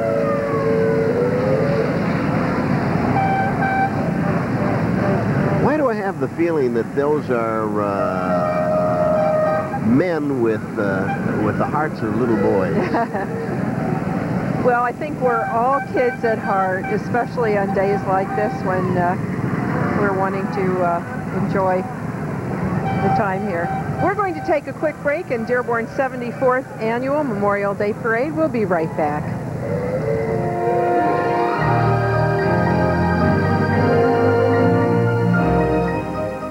BP's research and testing tends to leave an impression on most visitors. 4th floor, aviation fuel research. 6th floor, marine fuel testing. And we put this research to use in a very practical place, your local BP station. Pizza for Todd King. Top floor. Top floor, space research. BP, we keep you moving. For all your real estate needs, call Sam Baydoun, an award-winning Centurion agent for Century 21 Kern & Johnson.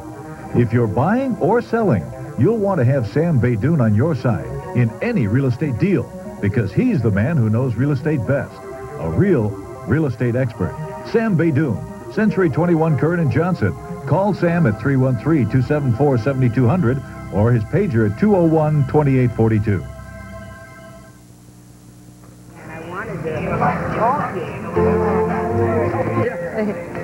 Well, welcome back. Welcome back. We've got Clan, the Hillbilly Clan here as part of the Muslim Temple performing units. Hillbilly Clan 21. Old McDonald's Farm. Yes. Well, what else from the Hillbilly Clan?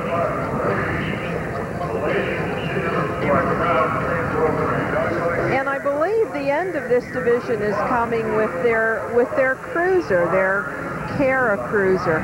And I know that this cruiser goes around the country and will pick up children who need care and transport them actually to one of their shrine hospitals. And that's basically the main aim of this group, to help people. Yes. And you know, that makes America different from my point of view, Jackie. So many groups in this country, they have a social purpose, but the bottom line is they're out there to help folks and to help one another in this country called America. It's the best, Jackie. It's the best. Absolutely. You're absolutely right.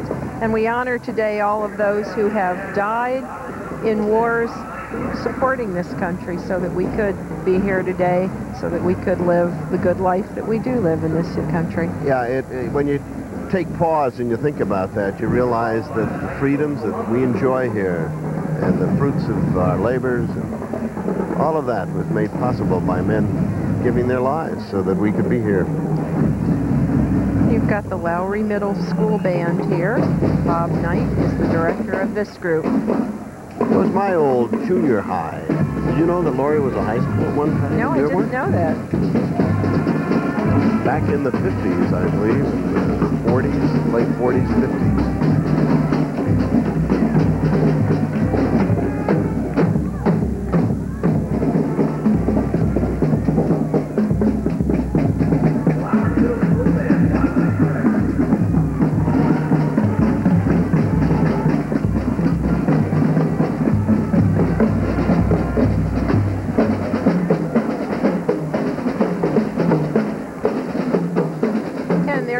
Knights of Columbus dressed in their finery.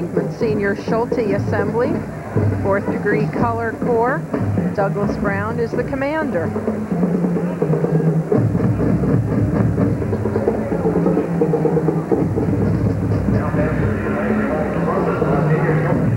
They always look very regal. Yes, they do. The Knights of Columbus always raises money, as you know, for the telethon that we do every year, supporting the Dearborn Facilities and Services for the Retarded. If you recall, they're the ones who sell the Tootsie Rolls. And I wouldn't mind one right now. They're marching today, though. They're not selling Tootsie Rolls. I wonder if the color of the cape means anything. Oh, some have purple, some have white, some have red. Yes, I'm sure it does.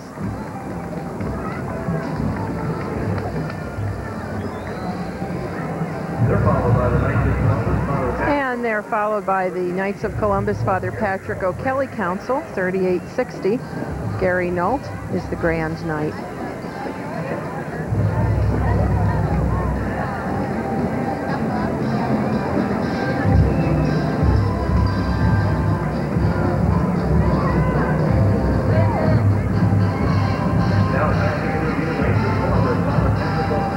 And they've got a small float there.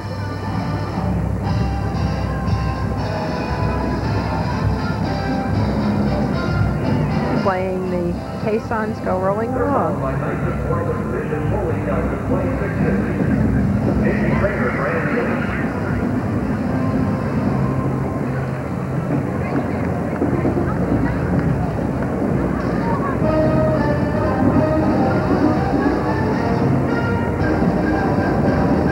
Little people have a nice way of going through the parade. They get a little ride with Dad. Isn't he having fun? And yeah, he's right in rhythm there. And there's another old Model T coming down the road here. Jackie, I wish you would stop referring to these vintage automobiles as old. Oh, okay. I remember them. I see. This is the Bishop Foley 2660 Knights of Columbus. I think James that's a Model Kramer A, is right? The Grand Knight. Is that what it is? I think it's a Model A. And I wonder if that's the Grand Knight there riding in the rumble seat of that car. That's the seat to be in. I remember in Ken Hainberg's school going to Fortson riding in his Model A in the rumble seat.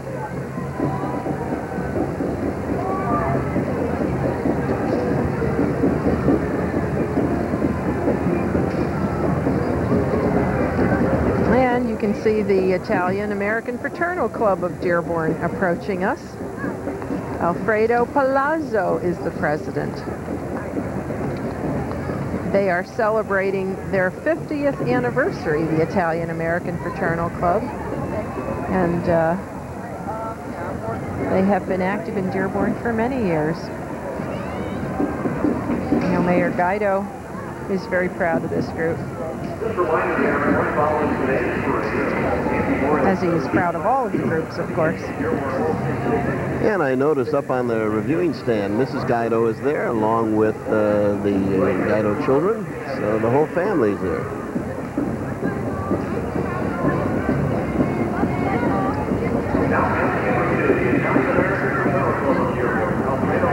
And there you see some of the Italian American Club.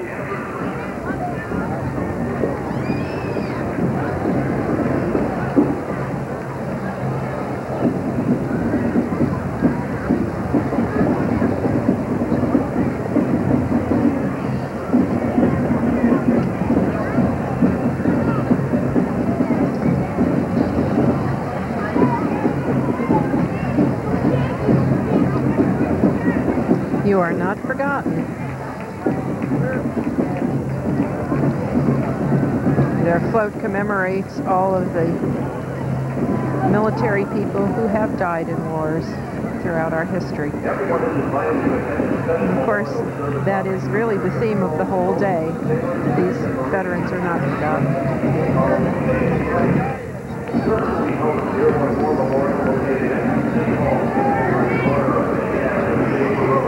Well, you know, they've got their baskets and they're throwing things out, but they're all empty for us, Jackie, by the end of the parade.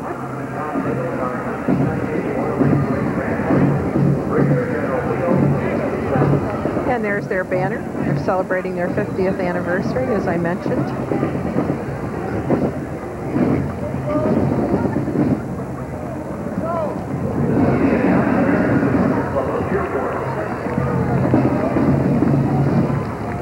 I love the hats. I love, the hats great, yeah, and the ties.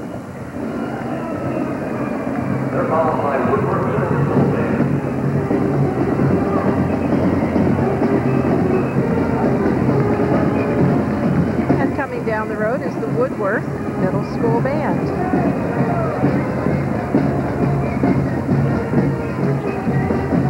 The fellows are taking off their hats as they salute their mayor, Mayor Guido, the Italian-American Club. And Linda Tolius is the director of this band. Looking very sharp, the Woodward Middle School Band.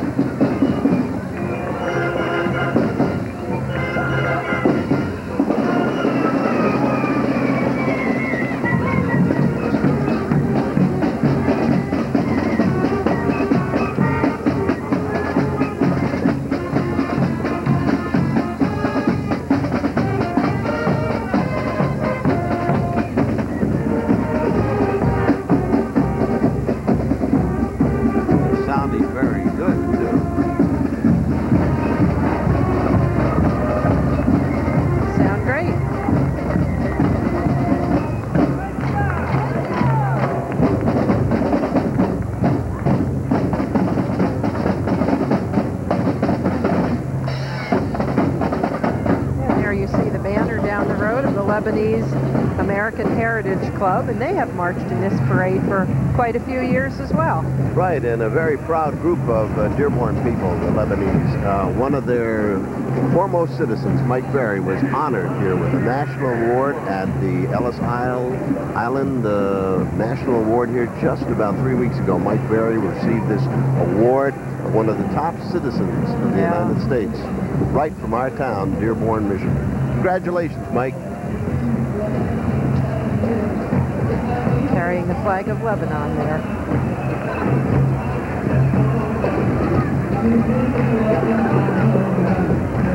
And of course, this group wants to remind you that they also are American citizens and that they have participated in the military throughout history. You know, when you go in the history of Dearborn, you find that the Lebanese and the Egyptians and the Polish people and the South Americans, the Hispanic, Germans, Irish, German. Yes. And you know the largest ethnic group that can trace their history in Dearborn, Michigan? Yes. What? I think it's the Germans, isn't it? No, French-Canadian. Oh, is it the French-Canadian? And then we've got some Lebanese music as well. You use a little bit of that great Lebanese food right now, too,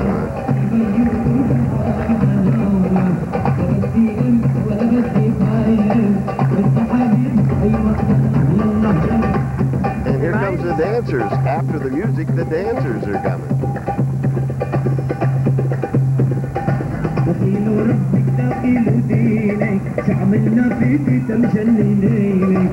And there you see Ali Jawad on the screen. Ali Jawad there in the jacket is the president of the Lebanese American Club here in Dearborn.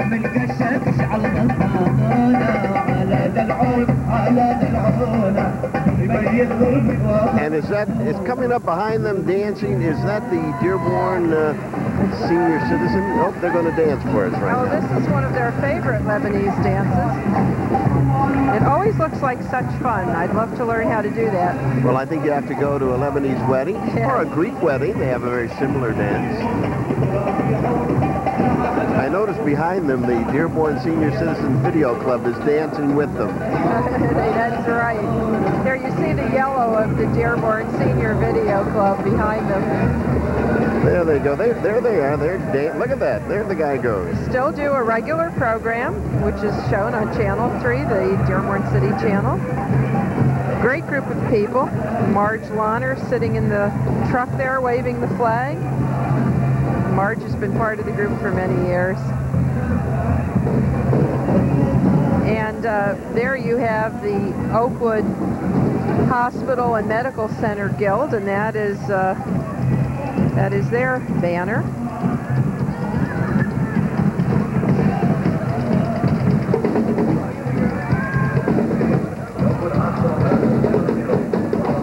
And the Etzel Ford Band is coming up here. The Thunderbirds. The Thunderbirds. Looking very, very sharp. And the bass drum player of this group is Patrick Clark, our general manager's son, Rick Clark's son. But there's a great-looking band.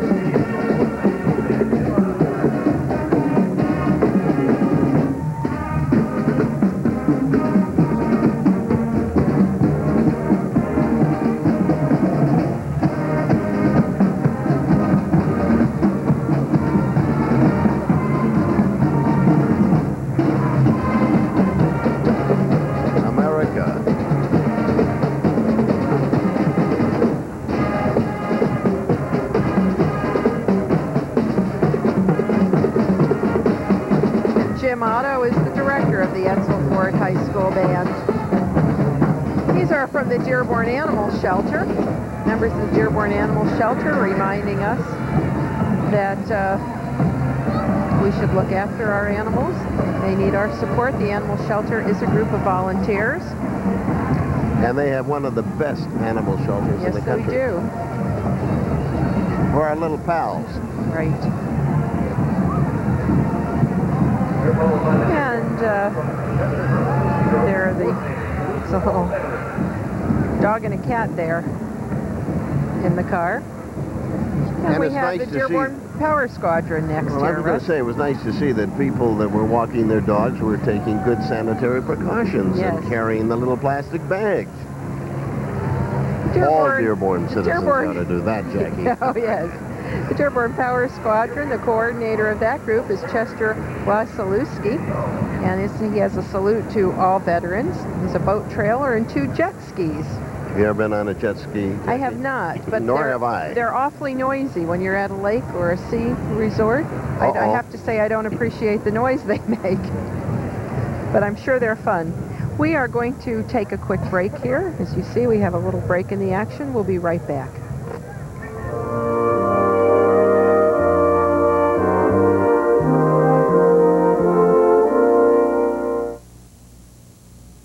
Hello, Phyllis. Hello, Phyllis. Hello. Hello. I'm Ann Manning, a manager of government affairs for the Ford Motor Company. With me are my husband, George, and our son, Philip.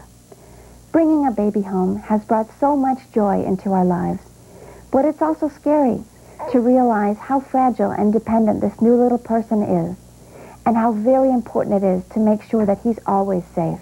I'm sure you'll agree with us that nothing could be as important as keeping our children safe. Hey, parents, always remember your most valuable cargo is your children, so buckle them up.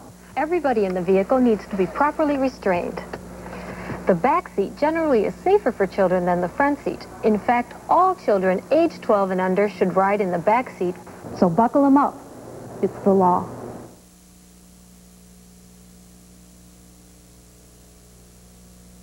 The word is out. Your best bet for reaching local audiences are the Time Warner High School sports broadcasts.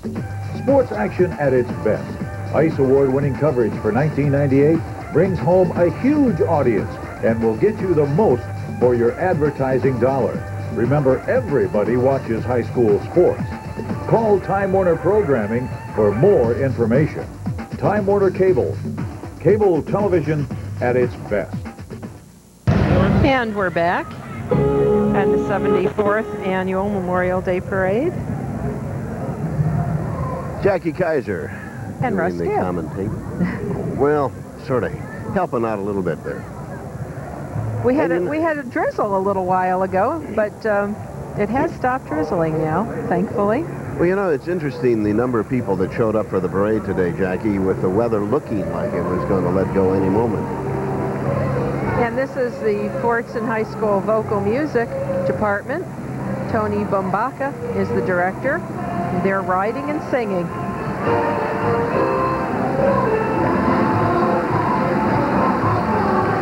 The Fordson Band, Fordson Vocal Group.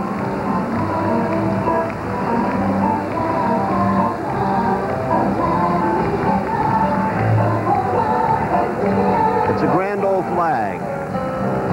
Fordson is my high school. Is that right? I graduated. Fleur-de-lis.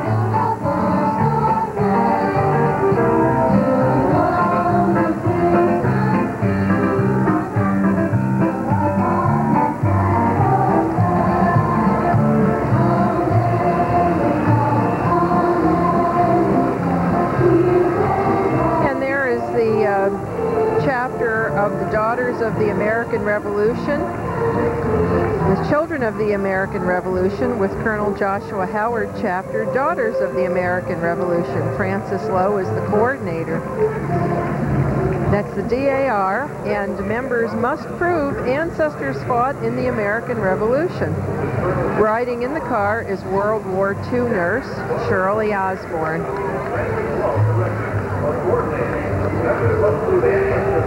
And what you're seeing is the color guard of the 1st Battalion, 24th Marines, 4th Marine Division. Staff Sergeant Michael Rooker is the commander. This is the 5th Division and the final division of this parade. We will be carrying the memorial service following the parade. And in the Humvees is the Marine Recruiting Station of Detroit.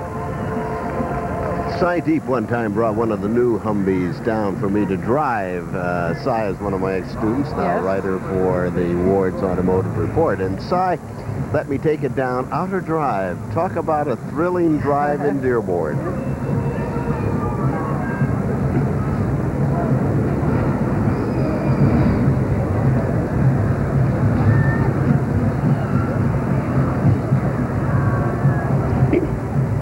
This is U.S. Air Force F-15 pilots. I'm afraid these pilots, while they're in the parade, they did not fly over the parade route today because of the low ceiling. But we are seeing them there. They would have flown. Well, they're flying in Dearborn's Mustang convertibles. We're kind of teasing them. Where are the planes? We miss that noise, that thunderous explosion of those jet engines flying down Michigan Avenue.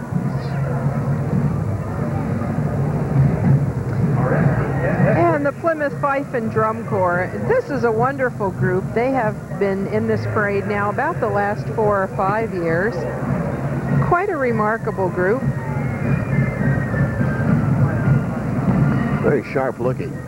They've appeared in hundreds of parades and festivals around Michigan, the New England states, since being founded in 1971. They've also had the honor of performing in Washington, D.C., Mount Vernon, and the 200th anniversary of the signing of the Constitution in Philadelphia. They've also played at the Vietnam Wall, as well as laying a wreath at the Tomb of the Unknown Soldier. These young people range in age from 12 to 18, and they typically perform 40 to 50 times a season. They're dressed in replicas of the continental uniform of George Washington's lifeguard, of white wool breeches and waistcoat and a blue wool continental coat trimmed in red. And whoever taught him to march is doing an excellent job. That's the British slow step, and the toes pointed, and the dress and cover on this group is incredible. Congratulations to the Plymouth Fife and Drum Corps. Looking good in Dearborn, Michigan.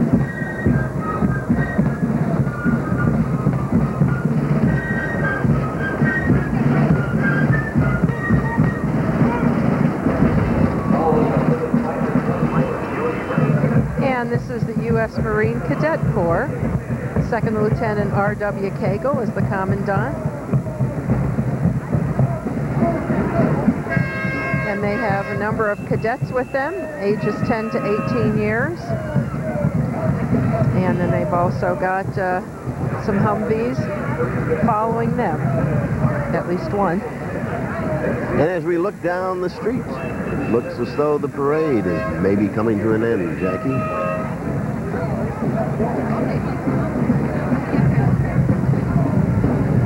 And this is the Michigan Gold Wing Association, 15 motorcycles. Their president is Will Jenkins. Now the Gold Wing, that's Honda. The guy in the beginning here, Jackie, with the trailer, the tricycle, that's for you and me. I see.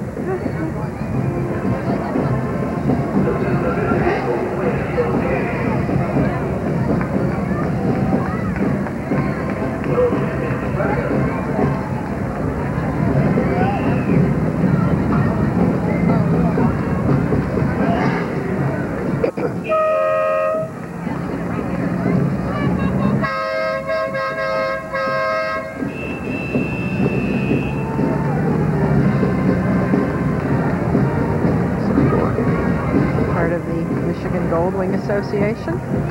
While Channel 4 takes a peek at us from their copter up in the sky. Yes.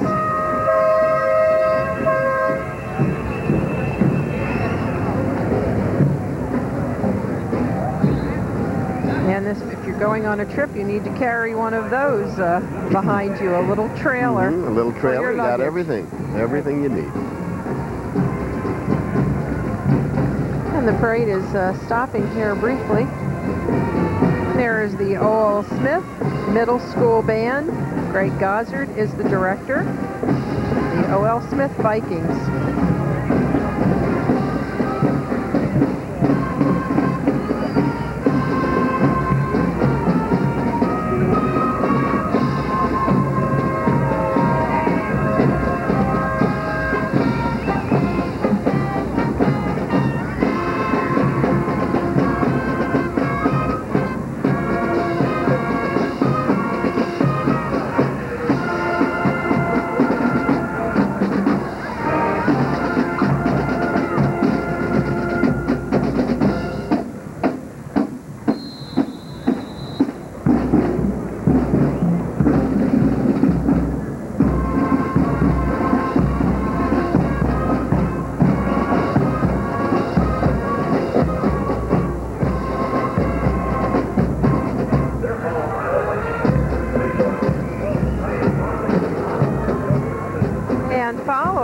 Is the Viking Voyager space shuttle.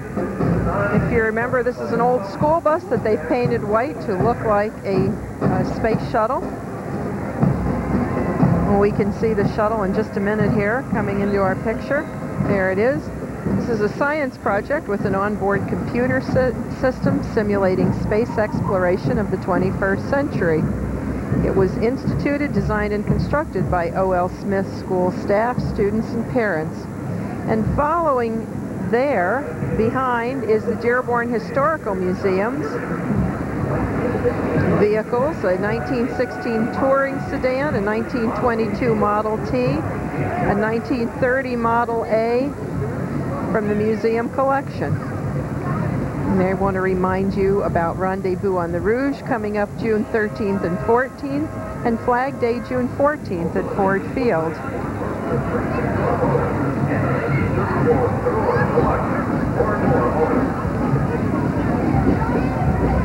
And this, I believe, is part of the Mustang group, the Mustang Owners Club of Southeast Michigan. Frank Lundgren is the president. And they are having a stampede to Dearborn on the weekend of June 12th to the 14th at the Hyatt Regency. And still a very hot car, the Ford Mustang.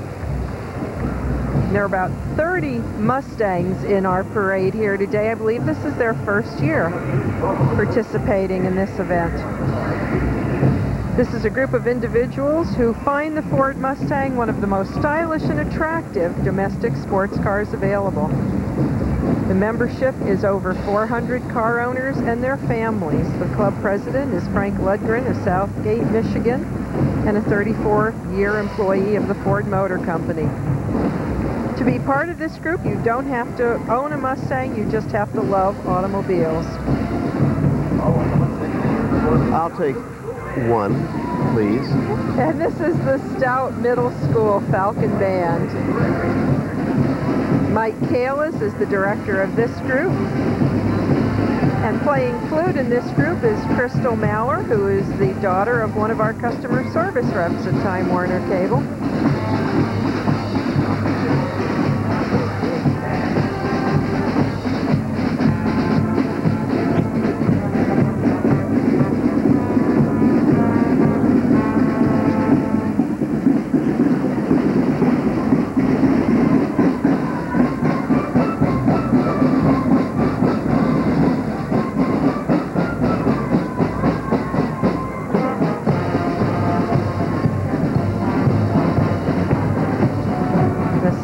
And you know, I have to say, this is the Buffalo Soldiers Calico Troop Organization, the Civil War Mounted Cavalry. And I have to comment because I'm a horse lover, but these are the only horses that we have seen in this parade today, Russ. Well, they always put them at the end of the parade. And there's a reason, Jackie. We're going to let you figure that out. Oh, they're wonderful. Beautiful. Aren't they beautiful? And by the way, they cost a few bucks they certainly to take care of. They certainly do. They may not be powered with gasoline, but that hay, boy. This fire truck, the 1991 Sutphen 100 ladder truck, is always the last part of the Dearborn Memorial Day Parade. Jack MacArthur is the fire chief. Beautiful truck, and it always heralds the end of the parade. In a few minutes, we will have the commemoration service. But first, this word from your sponsors.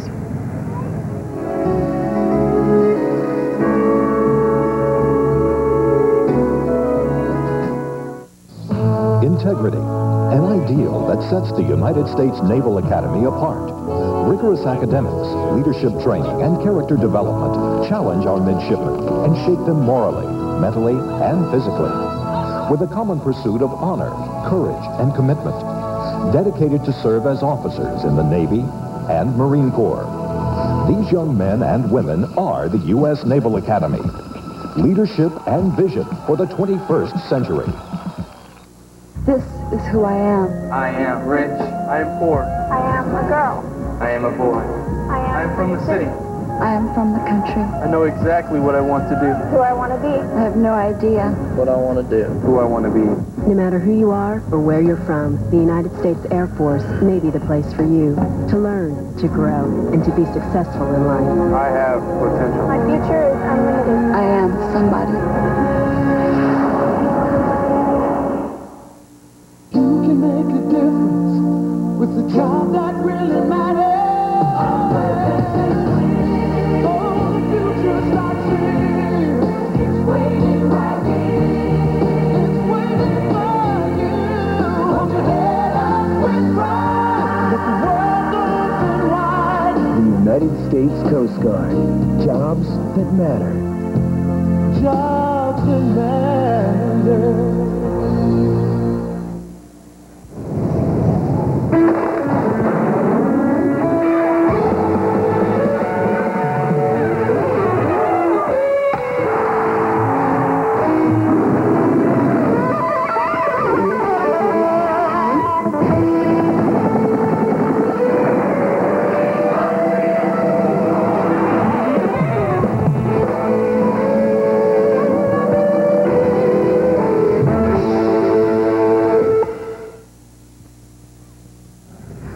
And we are back from the corner of Michigan and Schaefer. We're waiting for the commemoration service to begin. The main speaker, the keynote speaker at the commemoration service is Brigadier General Leo Williams III, who was the Grand Marshal of the parade. He is the commanding general of the Marine Corps Reserve Support Command in Kansas City, Missouri. He lives in Detroit. He works at the Ford Motor Company. He's quite a remarkable man, and we had a chance to speak with him a few days ago and share his thoughts on this day. Here's that interview. Your role as the Grand Marshal of this parade, I'm sure, is a sort of a special honor and a special privilege to you. But what are your thoughts on Memorial Day? First of all, you're right. It's a tremendous honor to be asked to be the Grand Marshal. As you know, my other life is with Ford Motor Company. Much of my 20-year career with Ford Motor Company I spent in Dearborn. So to get this call was both a tremendous surprise and a tremendous honor. My Memorial Day for me, personally, holds a very special meaning because my family, my grandfather, Leo I, was in the Navy for about 40 years. And I think actually gave me my strong appreciation for the military. My father was in the Navy during World War II. My uncle was in the Army just after World War II. So I have a long military history in my own family. During Vietnam, which was when I was coming out of in high school and in college, I lost a number of dear friends as a result of the Vietnam conflict. So this remembrance is a very personal thing with me, and I believe Memorial Day should be taken personally by everyone as an opportunity to remember those relatives and friends who gave their lives in the defense of this country. They gave the ultimate sacrifice. Indeed they did.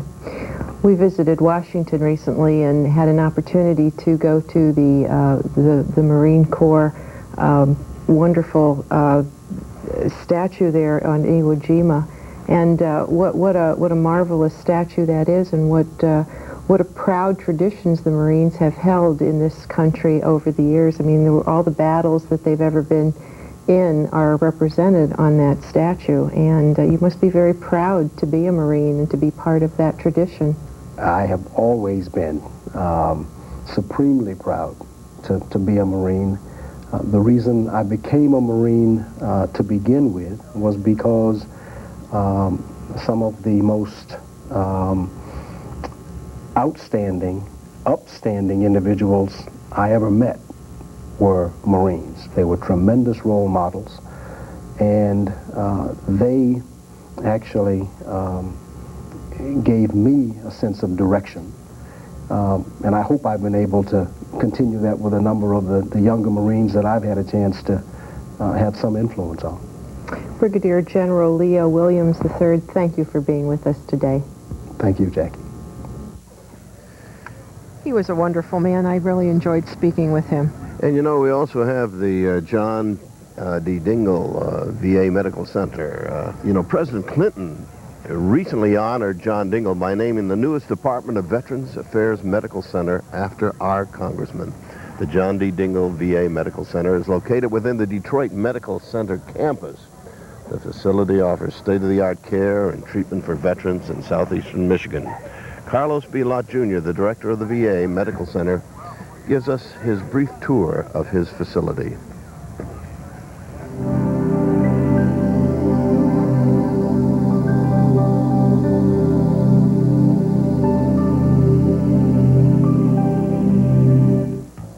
Hello, I'm Carlos B. Lott Jr., the director of the John D. Dingle VA Medical Center. On behalf of myself and the staff, I would like to take you on a brief tour of our facility. This video tour will acquaint you with our fine institution and with some of the services that we proudly provide to Michigan veterans. If you are a veteran and you are either not familiar with the VA Medical Center services or you are wondering if you are eligible to receive health care services at the VAMC, I would encourage you to call the VAMC at 1-800-511-8056 and speak with one of our staff members. We would be happy to serve you. Prior to our move to downtown Detroit, the medical center was located in Allen Park, Michigan. Many of you watching this, I am sure, are familiar with the Allen Park VA facility on Southfield and Outer Drive. That facility served Michigan veterans for over 50 years before our new facility was completed in 1996. June 2nd, 1996 was an exciting day for us because that was the day we moved our veteran patients from the Allen Park to the new Detroit facility and officially began operations here. In slightly less than 4 hours that day, over 100 patients were safely moved to their new Veterans Health Care facility. The new Detroit VA facility provides a new building and a state-of-the-art technology to veteran patients. Some of the new technologies that are available in the Detroit facility include high-speed CT scanning, and for those scans that do not require the use of x-rays, there is new MRI technology. The new VA Medical Center is also equipped with a system called PACS, which stands for Picture Archiving and Communication System. This new technology stores all x-ray images on computer disks and allows for providers to recall those images from anywhere in the medical center. This essentially puts x-ray images into the hands of providers immediately when they need them. Another innovation that has been implemented at the John D. Dingle VA Medical Center is our primary care program. This program organizes all basic ambulatory care services into 5 firms. A firm consists of a team of providers, physicians, nurses, nurse practitioners, physician assistants, and clerks. This team of providers is fully responsible for a consistent group of veterans who are their patients. This adds measurably to the continuity of care provided to our veteran patients. Veterans have responded favorably to this new program because it gives them a provider who they get to know and who is very familiar with their health care needs. The primary care program is part of the overall strategy of the Veterans Health Administration to change the way we provide health care in VA. We're going from a hospital-based healthcare system to one that provides care on an outpatient basis. Another aspect of the mission of the John D. Dingle VA Medical Center is conduct of medical research. Our research program is growing and has benefited by our move to downtown Detroit with the close proximity to Wayne State University School of Medicine. The total research budget for fiscal year 1998 is over $2 million, and the projected 1999 budget is estimated at close to $3 million. Research projects are being conducted in a number of different areas, including the areas of diabetes, cancer, nutrition, and innovative surgical procedures. We are proud of our accomplishments and of our staff, so it is fun to take time to have a good time as we did for our birthday, where we celebrated the day we moved into the Detroit facility. And most recently, we celebrated the renaming of our medical center for the distinguished Congressman John D. Dingle. We were proud to host such an event attended by Vice President Gore, Secretary of Veterans Affairs Tuggle D. West Jr., Senator Carl Levin, and a host of distinguished guests, and of course, the guest of honor, Congressman John D. Dingle and his family. And we are going to be joining the commemoration service, which is just starting. Congressman Dingle is one of the speakers, as is Governor Engler. Jackie, it's been a great day for the parade, and again, now the important part of the ceremony, the remembrance of our veterans. Happy Memorial Day, everyone.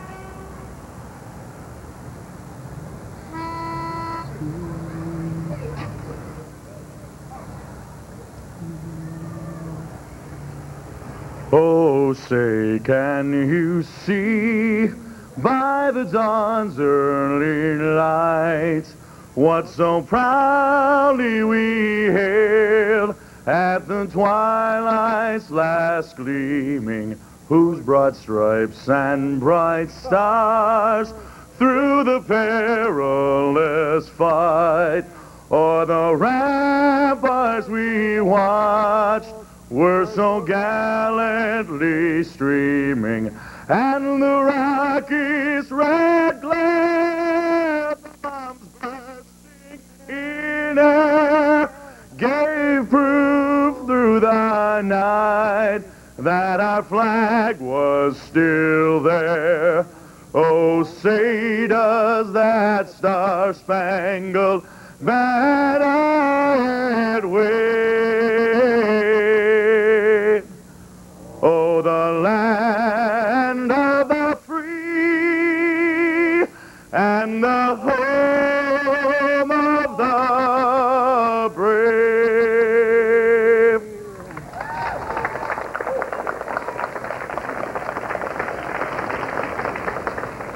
Please join with me in honoring our nation and its flag.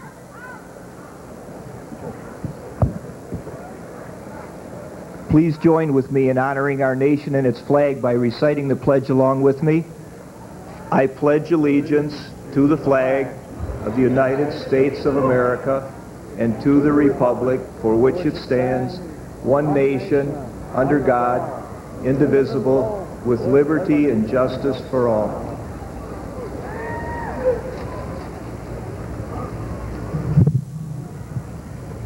Thank you. Ladies and gentlemen, please remain standing during a brief invocation. Here to introduce the man who will lead us in prayer is someone that to me is as much a part of Memorial Day in Dearborn as our parade or memorial service. As a Boy Scout, a member of the Woodworth and Fortson Marching Band, and a city council member, and now as mayor, this is my 35th consecutive Memorial Day parade that I've marched in. But that doesn't hold a candle to Joseph Tauby. Today marks the 50th straight year in which Chaplain Tauby has taken part in our Memorial Day parade and ceremony. That's a record which deserves our applause. 51 today. You know, you try, you get good help to help research. 51 years.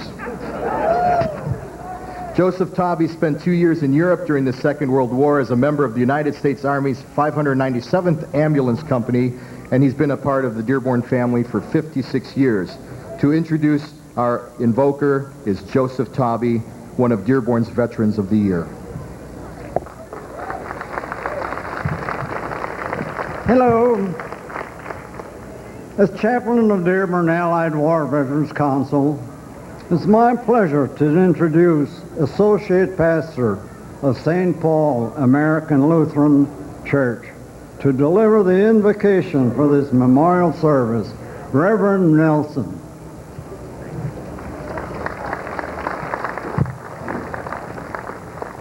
And thank you for this honor.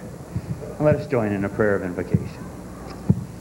And Lord God, in whom there is life and light, accept our thanks for those who died for us, our prayers for those who mourn, our praise for the hope you have given us.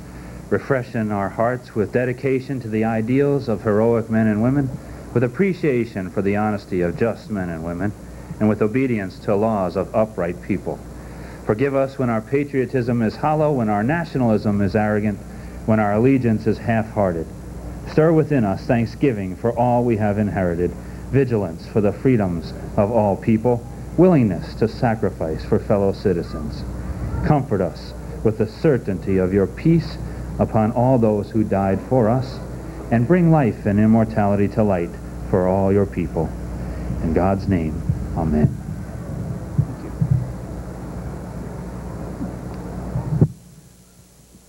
Thank you very much, Reverend Nilsson. Please be seated. I'd like to take a moment to acknowledge the presence of some of our special guests here today. From the Dearborn Allied War Veterans Council, the officers, William Offerman, Commander, Joseph Terry, Senior Vice Commander, Frank Palaccio, Junior Vice Commander, George Harvey, Adjutant and 1998 Memorial Day Parade Co-Chairman, Robert Borpagel, Quartermaster, Ronald White, Sergeant at Arms, David Dumas, Judge Advocate and 1998 Parade Co-Chairman, Dino Taglioli, Trustee, Frank Earl, Trustee, Richard Laurie, Trustee. Please rise and receive recognition.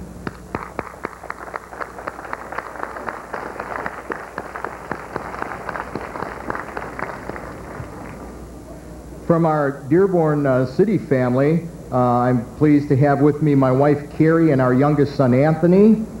Also, city council members here today are our council president Jack O'Reilly and his wife Chris. Councilwoman Nancy Hubbard and her husband, Mr. John DeMetro. Councilman Gino Polidori and his wife Betty. Councilman Doug Thomas and his wife Mary Lou. Councilwoman Suzanne Serini. Councilwoman Joyce Olkowski. And Councilman Mark Shushanian. Also with us is our city clerk, Kathy Buda. The 19th District Court Chief Judge, William Hultgren, and his wife, Delia. 19th District Court Judge, William Runco, and his wife, Rhonda, and their children, Erica, Gabriella, and Joseph. Sharon Dolmage, Secretary of the Dearborn Public Schools District Board of Education, and her husband, Jim. Rick Linder, Trustee of the Board of Education, and his wife, Susan. Alex Shammy, Trustee of the Board of Education. We also have with us State Senator George Hart and State Representative Agnes Dabronsky. Wayne County Commissioner Susan Hubbard. Wayne County Sheriff Robert Ficano. Deputy Chief Wayne County Sheriff Anthony Shannon. And from the Wayne County Circuit Court, Judge Sean Cox. Judge Timothy Kenny and his wife June. And Judge Leonard Townsend. Our military and veterans groups are represented today by Major General Gordon Stump, Director of Military Affairs and Adjutant General of Michigan, and his wife Marie. Ted Zenborn, State Commander of the Polish Legion of American Veterans. Joanne Manoski, State President of the PLAV Ladies Auxiliary. Henry Saha, Alternate National Committeeman for the American Legion. Rose Solak, State President of the AMVETS Ladies Auxiliary, Department of Michigan. And Lieutenant Colonel Richard Loftus, retired of the United States Air Force, and his wife, Jeanette.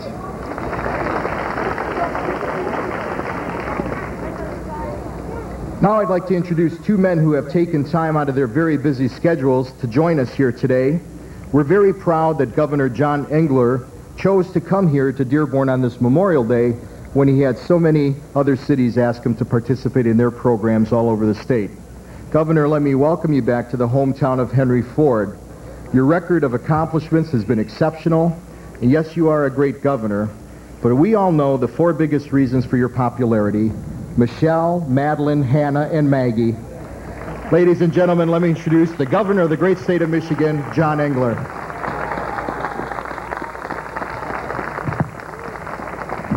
Thank you very much, Mayor Mike Guido, and all one had to do was watch today's parade and see who was stealing the show out there, so you're absolutely right.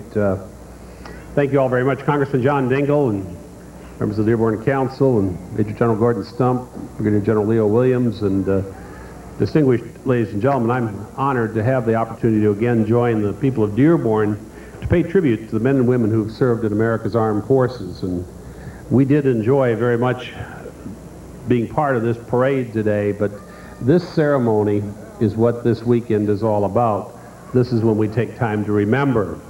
And this is a special occasion, and Dearborn, I think, perhaps more than any community in our state, does it right, pauses to give great thanks. Ronald Reagan once said, and I quote, "Freedom is a fragile thing and is never more than one generation away from extinction. It is not ours by inheritance. It must be fought for and defended constantly by each generation. For it only comes once to a people. Those who have known freedom and then lost it have never known it again." Freedom. That's what the soldiers, sailors, airmen, and Marines we honored today fought for and died for. Our freedom, America's freedom, the freedom to speak, the freedom to assemble as we do today, the freedom to worship, the freedom to make the best use of our God-given talents to provide for our families and our future.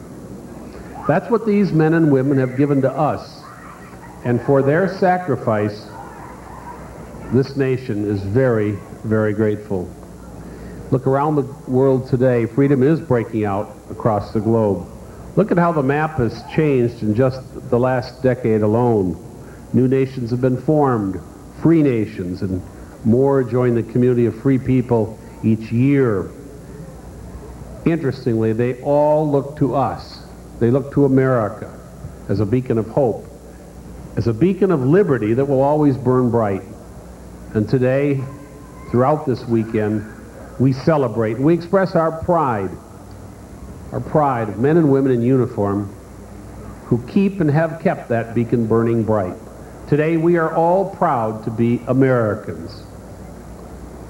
Jesus says in the Gospel of John that there is no greater love than this, to lay down one's life for one's friend. No greater love. And for the families of the men and women who've died, those words offer some comfort and some measure of peace, knowing that fathers, brothers, mothers, sisters made the ultimate sacrifice for the sake of love. The love of family, the love of country.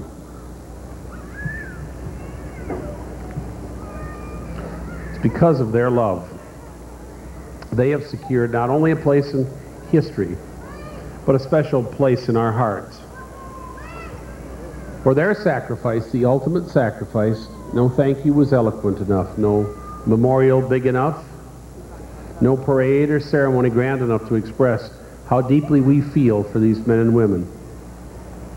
Ladies and gentlemen, to those who have served our nation in battle and in peacetime, let us each for a moment say a prayer and a quiet thank you.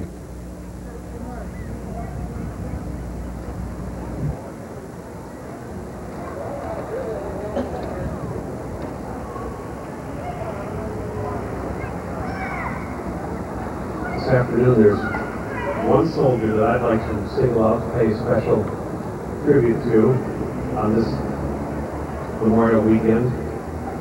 Just last week, an American hero died in Michigan. Now, this hero's story begins near a small village in Italy, September 1944. Then, Private First Class Sergeant Oscar Johnson was forced to watch as his 7-man company was killed one by one. But Private Johnson was not going to let their deaths be in vain. By himself, he protected the infantry's left flank, using hand grenades and small arms that he'd collected from his fallen comrades. Private Johnson held his position against several advancing German companies and saved the lives of 2 soldiers that were sent to reinforce him. He threw himself in front of the 2 men, protecting them from a barrage of mortar and artillery fire.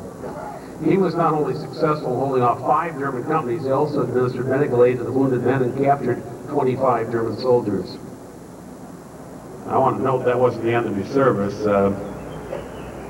Sergeant Oscar Johnson, upon leaving active duty, went on to serve his nation as a member of the Michigan Army National Guard for some 30 years. But it was that day and that valor on the Italian battlefield that Private Oscar Johnson was awarded the Medal of Honor. He was willing to lay down his life for us, for America, and for our future. And heroes like Oscar Johnson epitomize the true meaning of patriotism and honor. And so today we also honor him by celebrating his lives and the lives of everyone in uniform, and put their lives on the line to protect the freedom and democracy that we as Americans hold so dear. So on this day of remembrance, think of how lucky we are to live in a free country, as we just pledged one nation under God, and to say thank you. Thank you from the bottom of our hearts to the men and women of the Army, Air Force, Navy, and Marines. Thank you, and God bless America.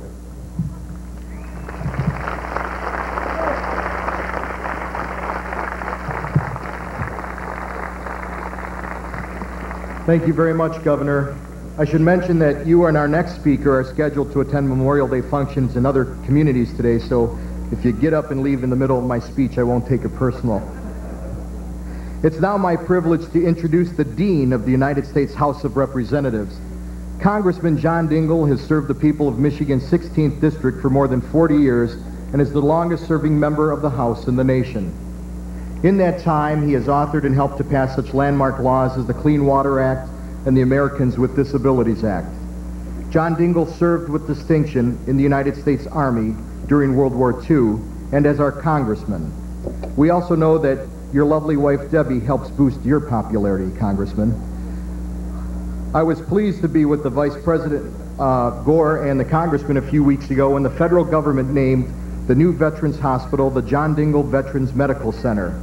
This recognition honors us all. Ladies and gentlemen, Congressman John Dingell.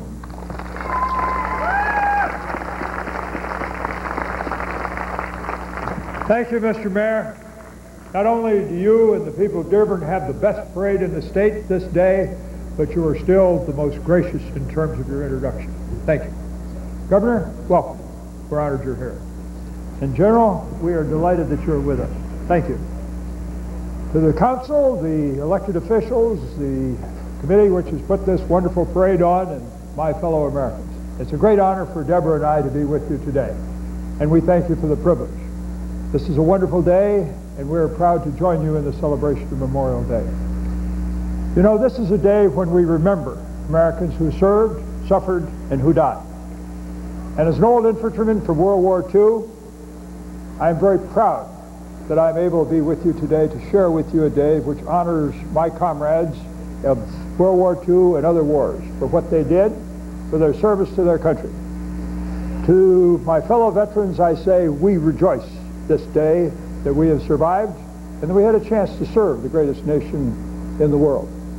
And to my fellow Americans, I note how proud we are that you share with us the remembrance that goes with this day. This is a day of great remembrance, of great events and great deeds. But it's also a day at which we rededicate ourselves to the ideals of America. If you look around, you will find a lot of veterans. My good friends and colleagues from Post 75 and all the other veterans organizations who are here. If you look, they're a little grayer this year, a little older this year, and they don't march quite as vigorously as they have in other times past. But they are still here to remember and to share the inspiration which they have as Americans in remembering the sacrifices and great deeds of Americans past. I am particularly pleased that Dearborn has such a fine ceremony and such a fine service. And I'm particularly grateful that we do such a good job here of remembering those days. And I would note that we who have served this country in time of war are proud of what we did. And we're proud that you remember. But we ask something else. We ask not only that those of you who are here to celebrate this day with us remember, but also that you share those remembrances with our young people. Because we hope that never again in history will Americans have to go abroad to serve, to suffer, and to die for this country. But we want them, whatever their age and whatever the date of their lives might be, to know why it is we did it. We did it for our freedom, for theirs and for yours. And we have now, as a result of what hundreds of thousands of Americans who have died and millions who have served it in times of war have given us, the greatest, the freest, the richest, and the strongest nation in the world. Remember not just what we did, but remember why we did it. Because God forbid, if the time ever comes when somebody in this country has to go abroad again to serve for the cause of freedom, we want them to understand why it is they did it. God bless you all, God bless us all, and God bless the United States of America.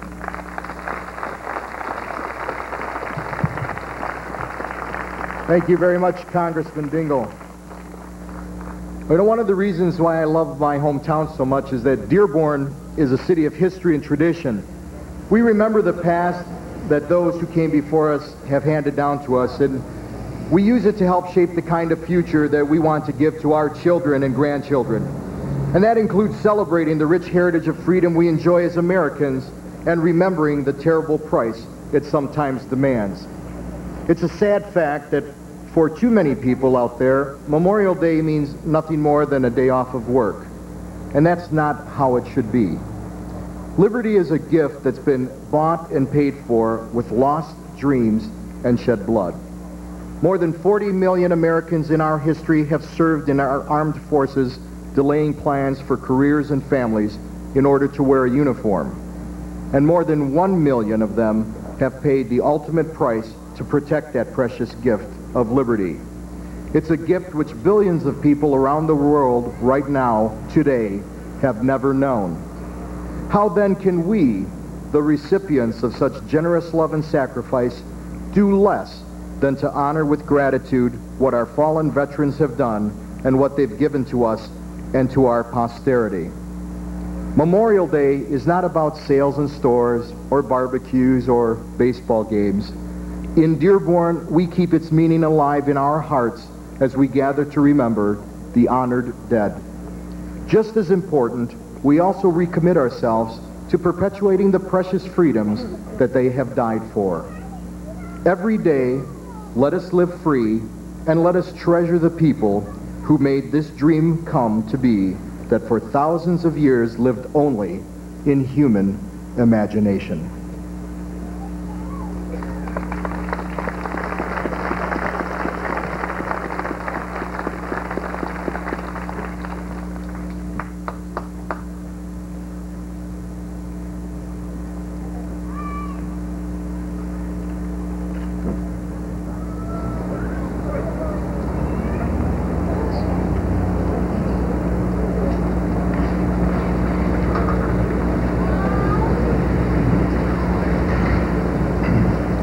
Now I'd like to introduce the Grand Marshal of Dearborn's 1998 Memorial Day Parade and our keynote speaker here today.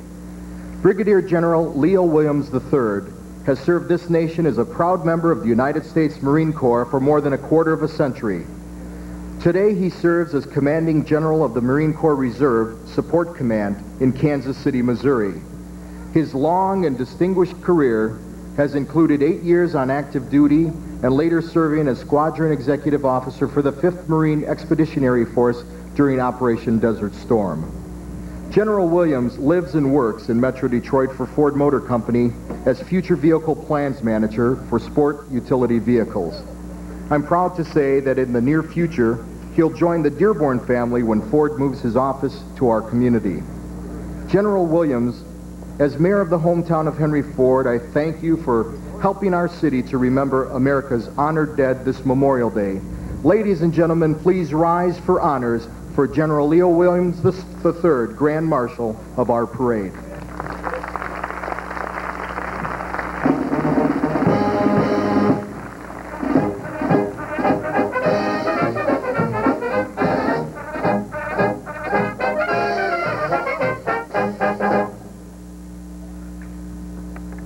Be seated, please.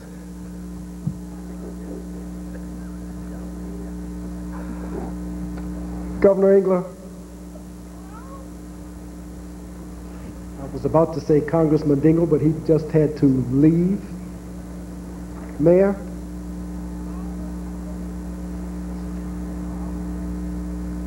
all of our distinguished guests, and all of you wonderful participants in this wonderful remembrance.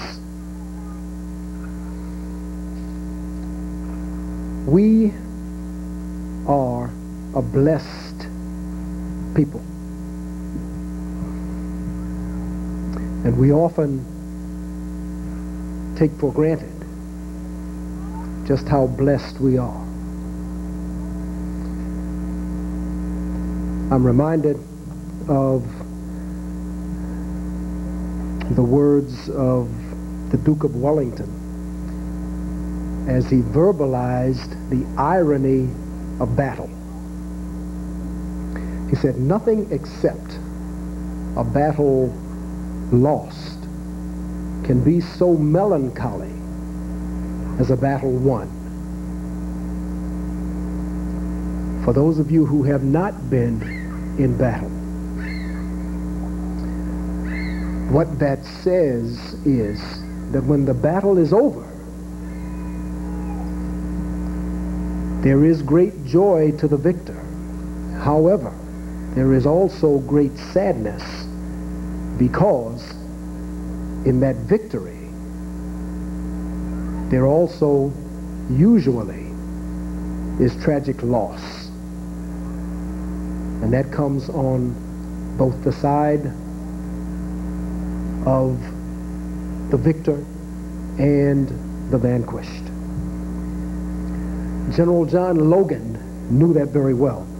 As the commander of the Grand Army of the Republic during the Civil War, he knew victory, and he knew how terrible the loss that is associated even with victory can be. The Union triumphed over the Confederacy, but at a great cost. More than 600,000 Americans lost their lives in that war. Indeed, our country's losses in all of the conflicts of the 20th century did not exceed those of that one great war. It cost our nation dearly, and General Logan could not forget that. He would not forget that of the more than 2 million soldiers who enlisted in the Union Army of the war, only 3% were above the age of 25. The great loss of those who served and of those who fell. The great host of those who served and those who fell were teens. Boys become men not by age, but through fate. On May 5th, 1868, General Logan issued General Order Number 11 from his headquarters. The order directed his commanders to honor their fallen comrades in observances on the 30th day of May, both in that year and in years to come. His order was full of passion, speaking of the courageous dead occupying the churchyards in every city, village, and hamlet in the land. His emotion was one of loss, of grief for the fallen whose dedicated service and ultimate sacrifice forged a democratic future for our country. For those who had survived, the 30th day of May meant protecting the memory of their comrades with prayers and by decorating their graves. We should guard their graves with diligence, General Logan wrote. Let no foot tread rudely on such hallowed grounds. Let nothing testify to the present or to the coming generations that we have forgotten as a people of the cost of a free and undivided republic. The words of this general, who founded what was initially known as Decoration Day, now known as Memorial Day, stand as a challenge for us today. In 1884, Oliver Wendell Holmes, himself a Union veteran, spoke to a Memorial Day audience about the grief and common bond all warriors share. You could not stand up day after day in those indecisive battles where overwhelming victory was impossible because neither side would run as they ought to when beaten without getting at least some of the same brotherhood for the enemy. Of Memorial Day, he said, the soldiers of the war need no explanations. They can join in commemorating a soldier's death with similar feelings, whether he fell toward them or by their side. Thus, Memorial Day has become a holiday where our country can pause to remember and honor our fallen, to grieve, and to heal. The last Monday in May remembers the fallen of all our country's wars who have given us our heritage as Americans. Many here today have served in combat. Some remember family and friends who now only exist in our hearts and our memories. The sacrifices of our fellow countrymen should be remembered personally, not corporately. We must each work to make Memorial Day personal, lest we forget and lose part of our nation's soul through ingratitude. Each soldier, airman, sailor, and Marine who has fallen in our country's conflicts had a life, a future, with dreams and hopes which were extinguished for our individual and our common good. Perhaps the writings of a common sailor, common soldier, will make Memorial Day more real to us. Private Donald Ross served in World War I somewhere in France, as his letters home related to his family. He often wrote his parents and his sister Katie. On November the 10th, 1917, he wrote to his mother and father, "My cold has left me quite deaf. This morning, a couple of shells landed within 10 yards of me, but I did not hear them. The mud is terrible over your boots everywhere. You would not know me if you saw me. I'm covered head to foot and cannot get it off me." Katie said in her letter that you're going to send me a parcel. Would it be too much trouble to ask you to send one every week? Just a few months later, in May, he wrote his sister, "Dear Katie, no doubt you will be wondering why I have not written. Well, you can see by the address that I've been wounded. I've been in bed almost a month. I was shot through the right foot on the morning of April 9th, Easter Monday. I was unable to get to the first aid station until Tuesday morning, and then I had to crawl a mile on my hands and knees as I was unable to walk. The doctors literally cut my foot all to pieces. Your loving brother, Donald." In August, he mustered his courage and wrote his father, "I'm going to cable you for $50, and don't think that I'm gambling. The last poker I played was aboard ship on the way over. But the reason I'm asking for money is because we don't get enough to eat. And the money we get barely keeps one in smoking tobacco, writing paper, and stamps. I'm going back to the line before long. So I want the money to live fairly well while I'm able. Your loving son, Donald." This letter to his father was prophetic. Donald Ross, whom we have gotten to know a little today, was later killed in action in France. Today, let us remember Donald. Memorial Day is for him and for all our fallen countrymen, each with a face and a name. May God lift the hearts of those for whom this holiday is not just a diversion, but painful memory and continued loss. God bless Dearborn. God bless the Marine Corps. God bless America.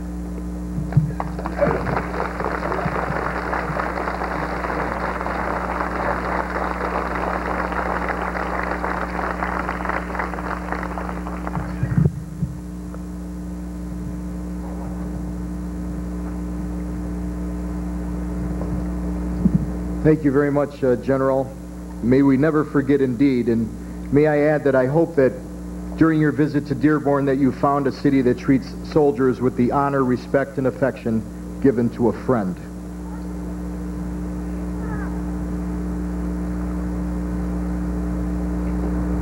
Now I'd like to introduce one of America's finest military bands.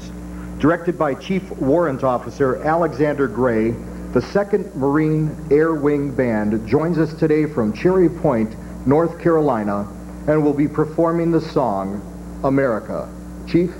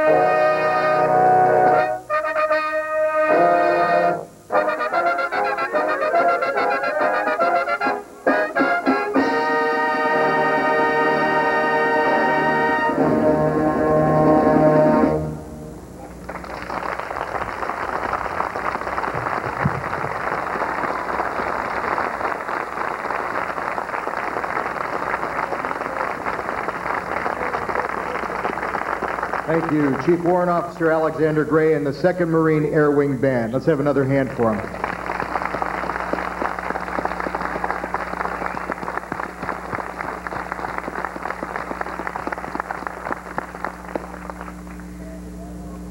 General, I always have a bad habit of forgetting to introduce my wife, and I always get yelled at later, but let me help you out by introducing your wife, Joanne, and your children, Eric and Jessica, who are here today. Thank you, sir.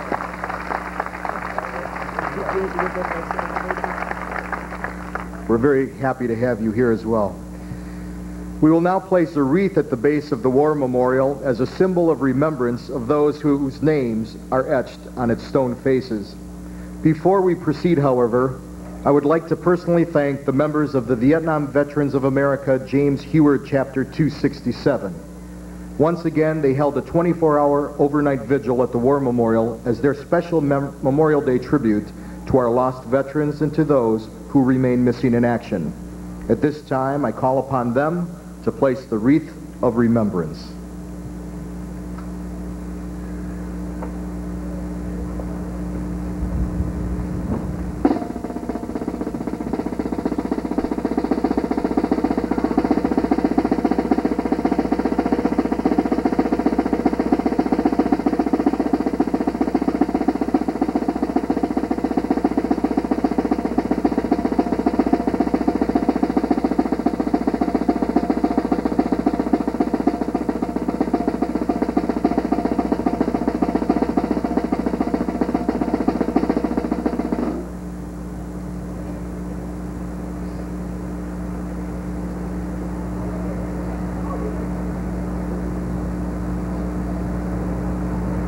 Officer of the day, take charge.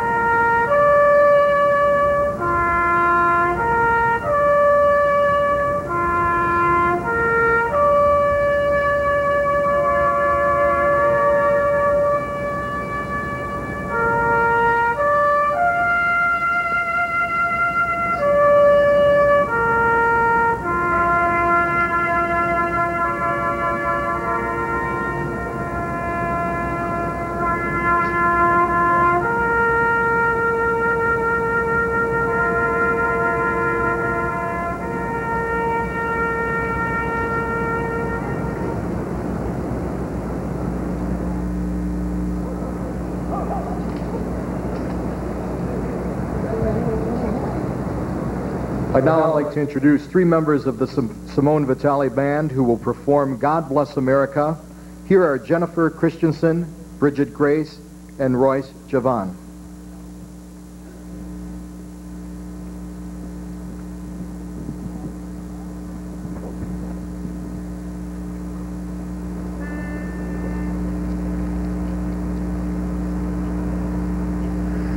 God bless America, land that I love. Stand beside her and guide her through the night with a light from above, from the mountain through the prairie to the ocean white with foam. Oh, God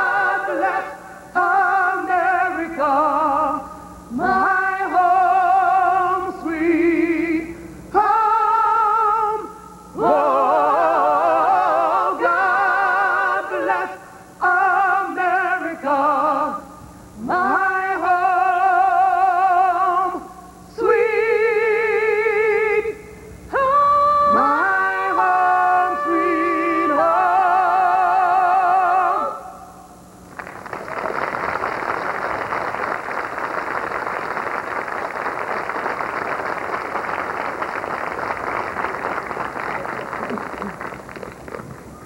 Thank you very much. Let's have another hand for Royce, Bridget, and Jennifer. Outstanding. We'll end our memorial service with a benediction by Reverend Timothy Nilsson. Reverend Nilsson.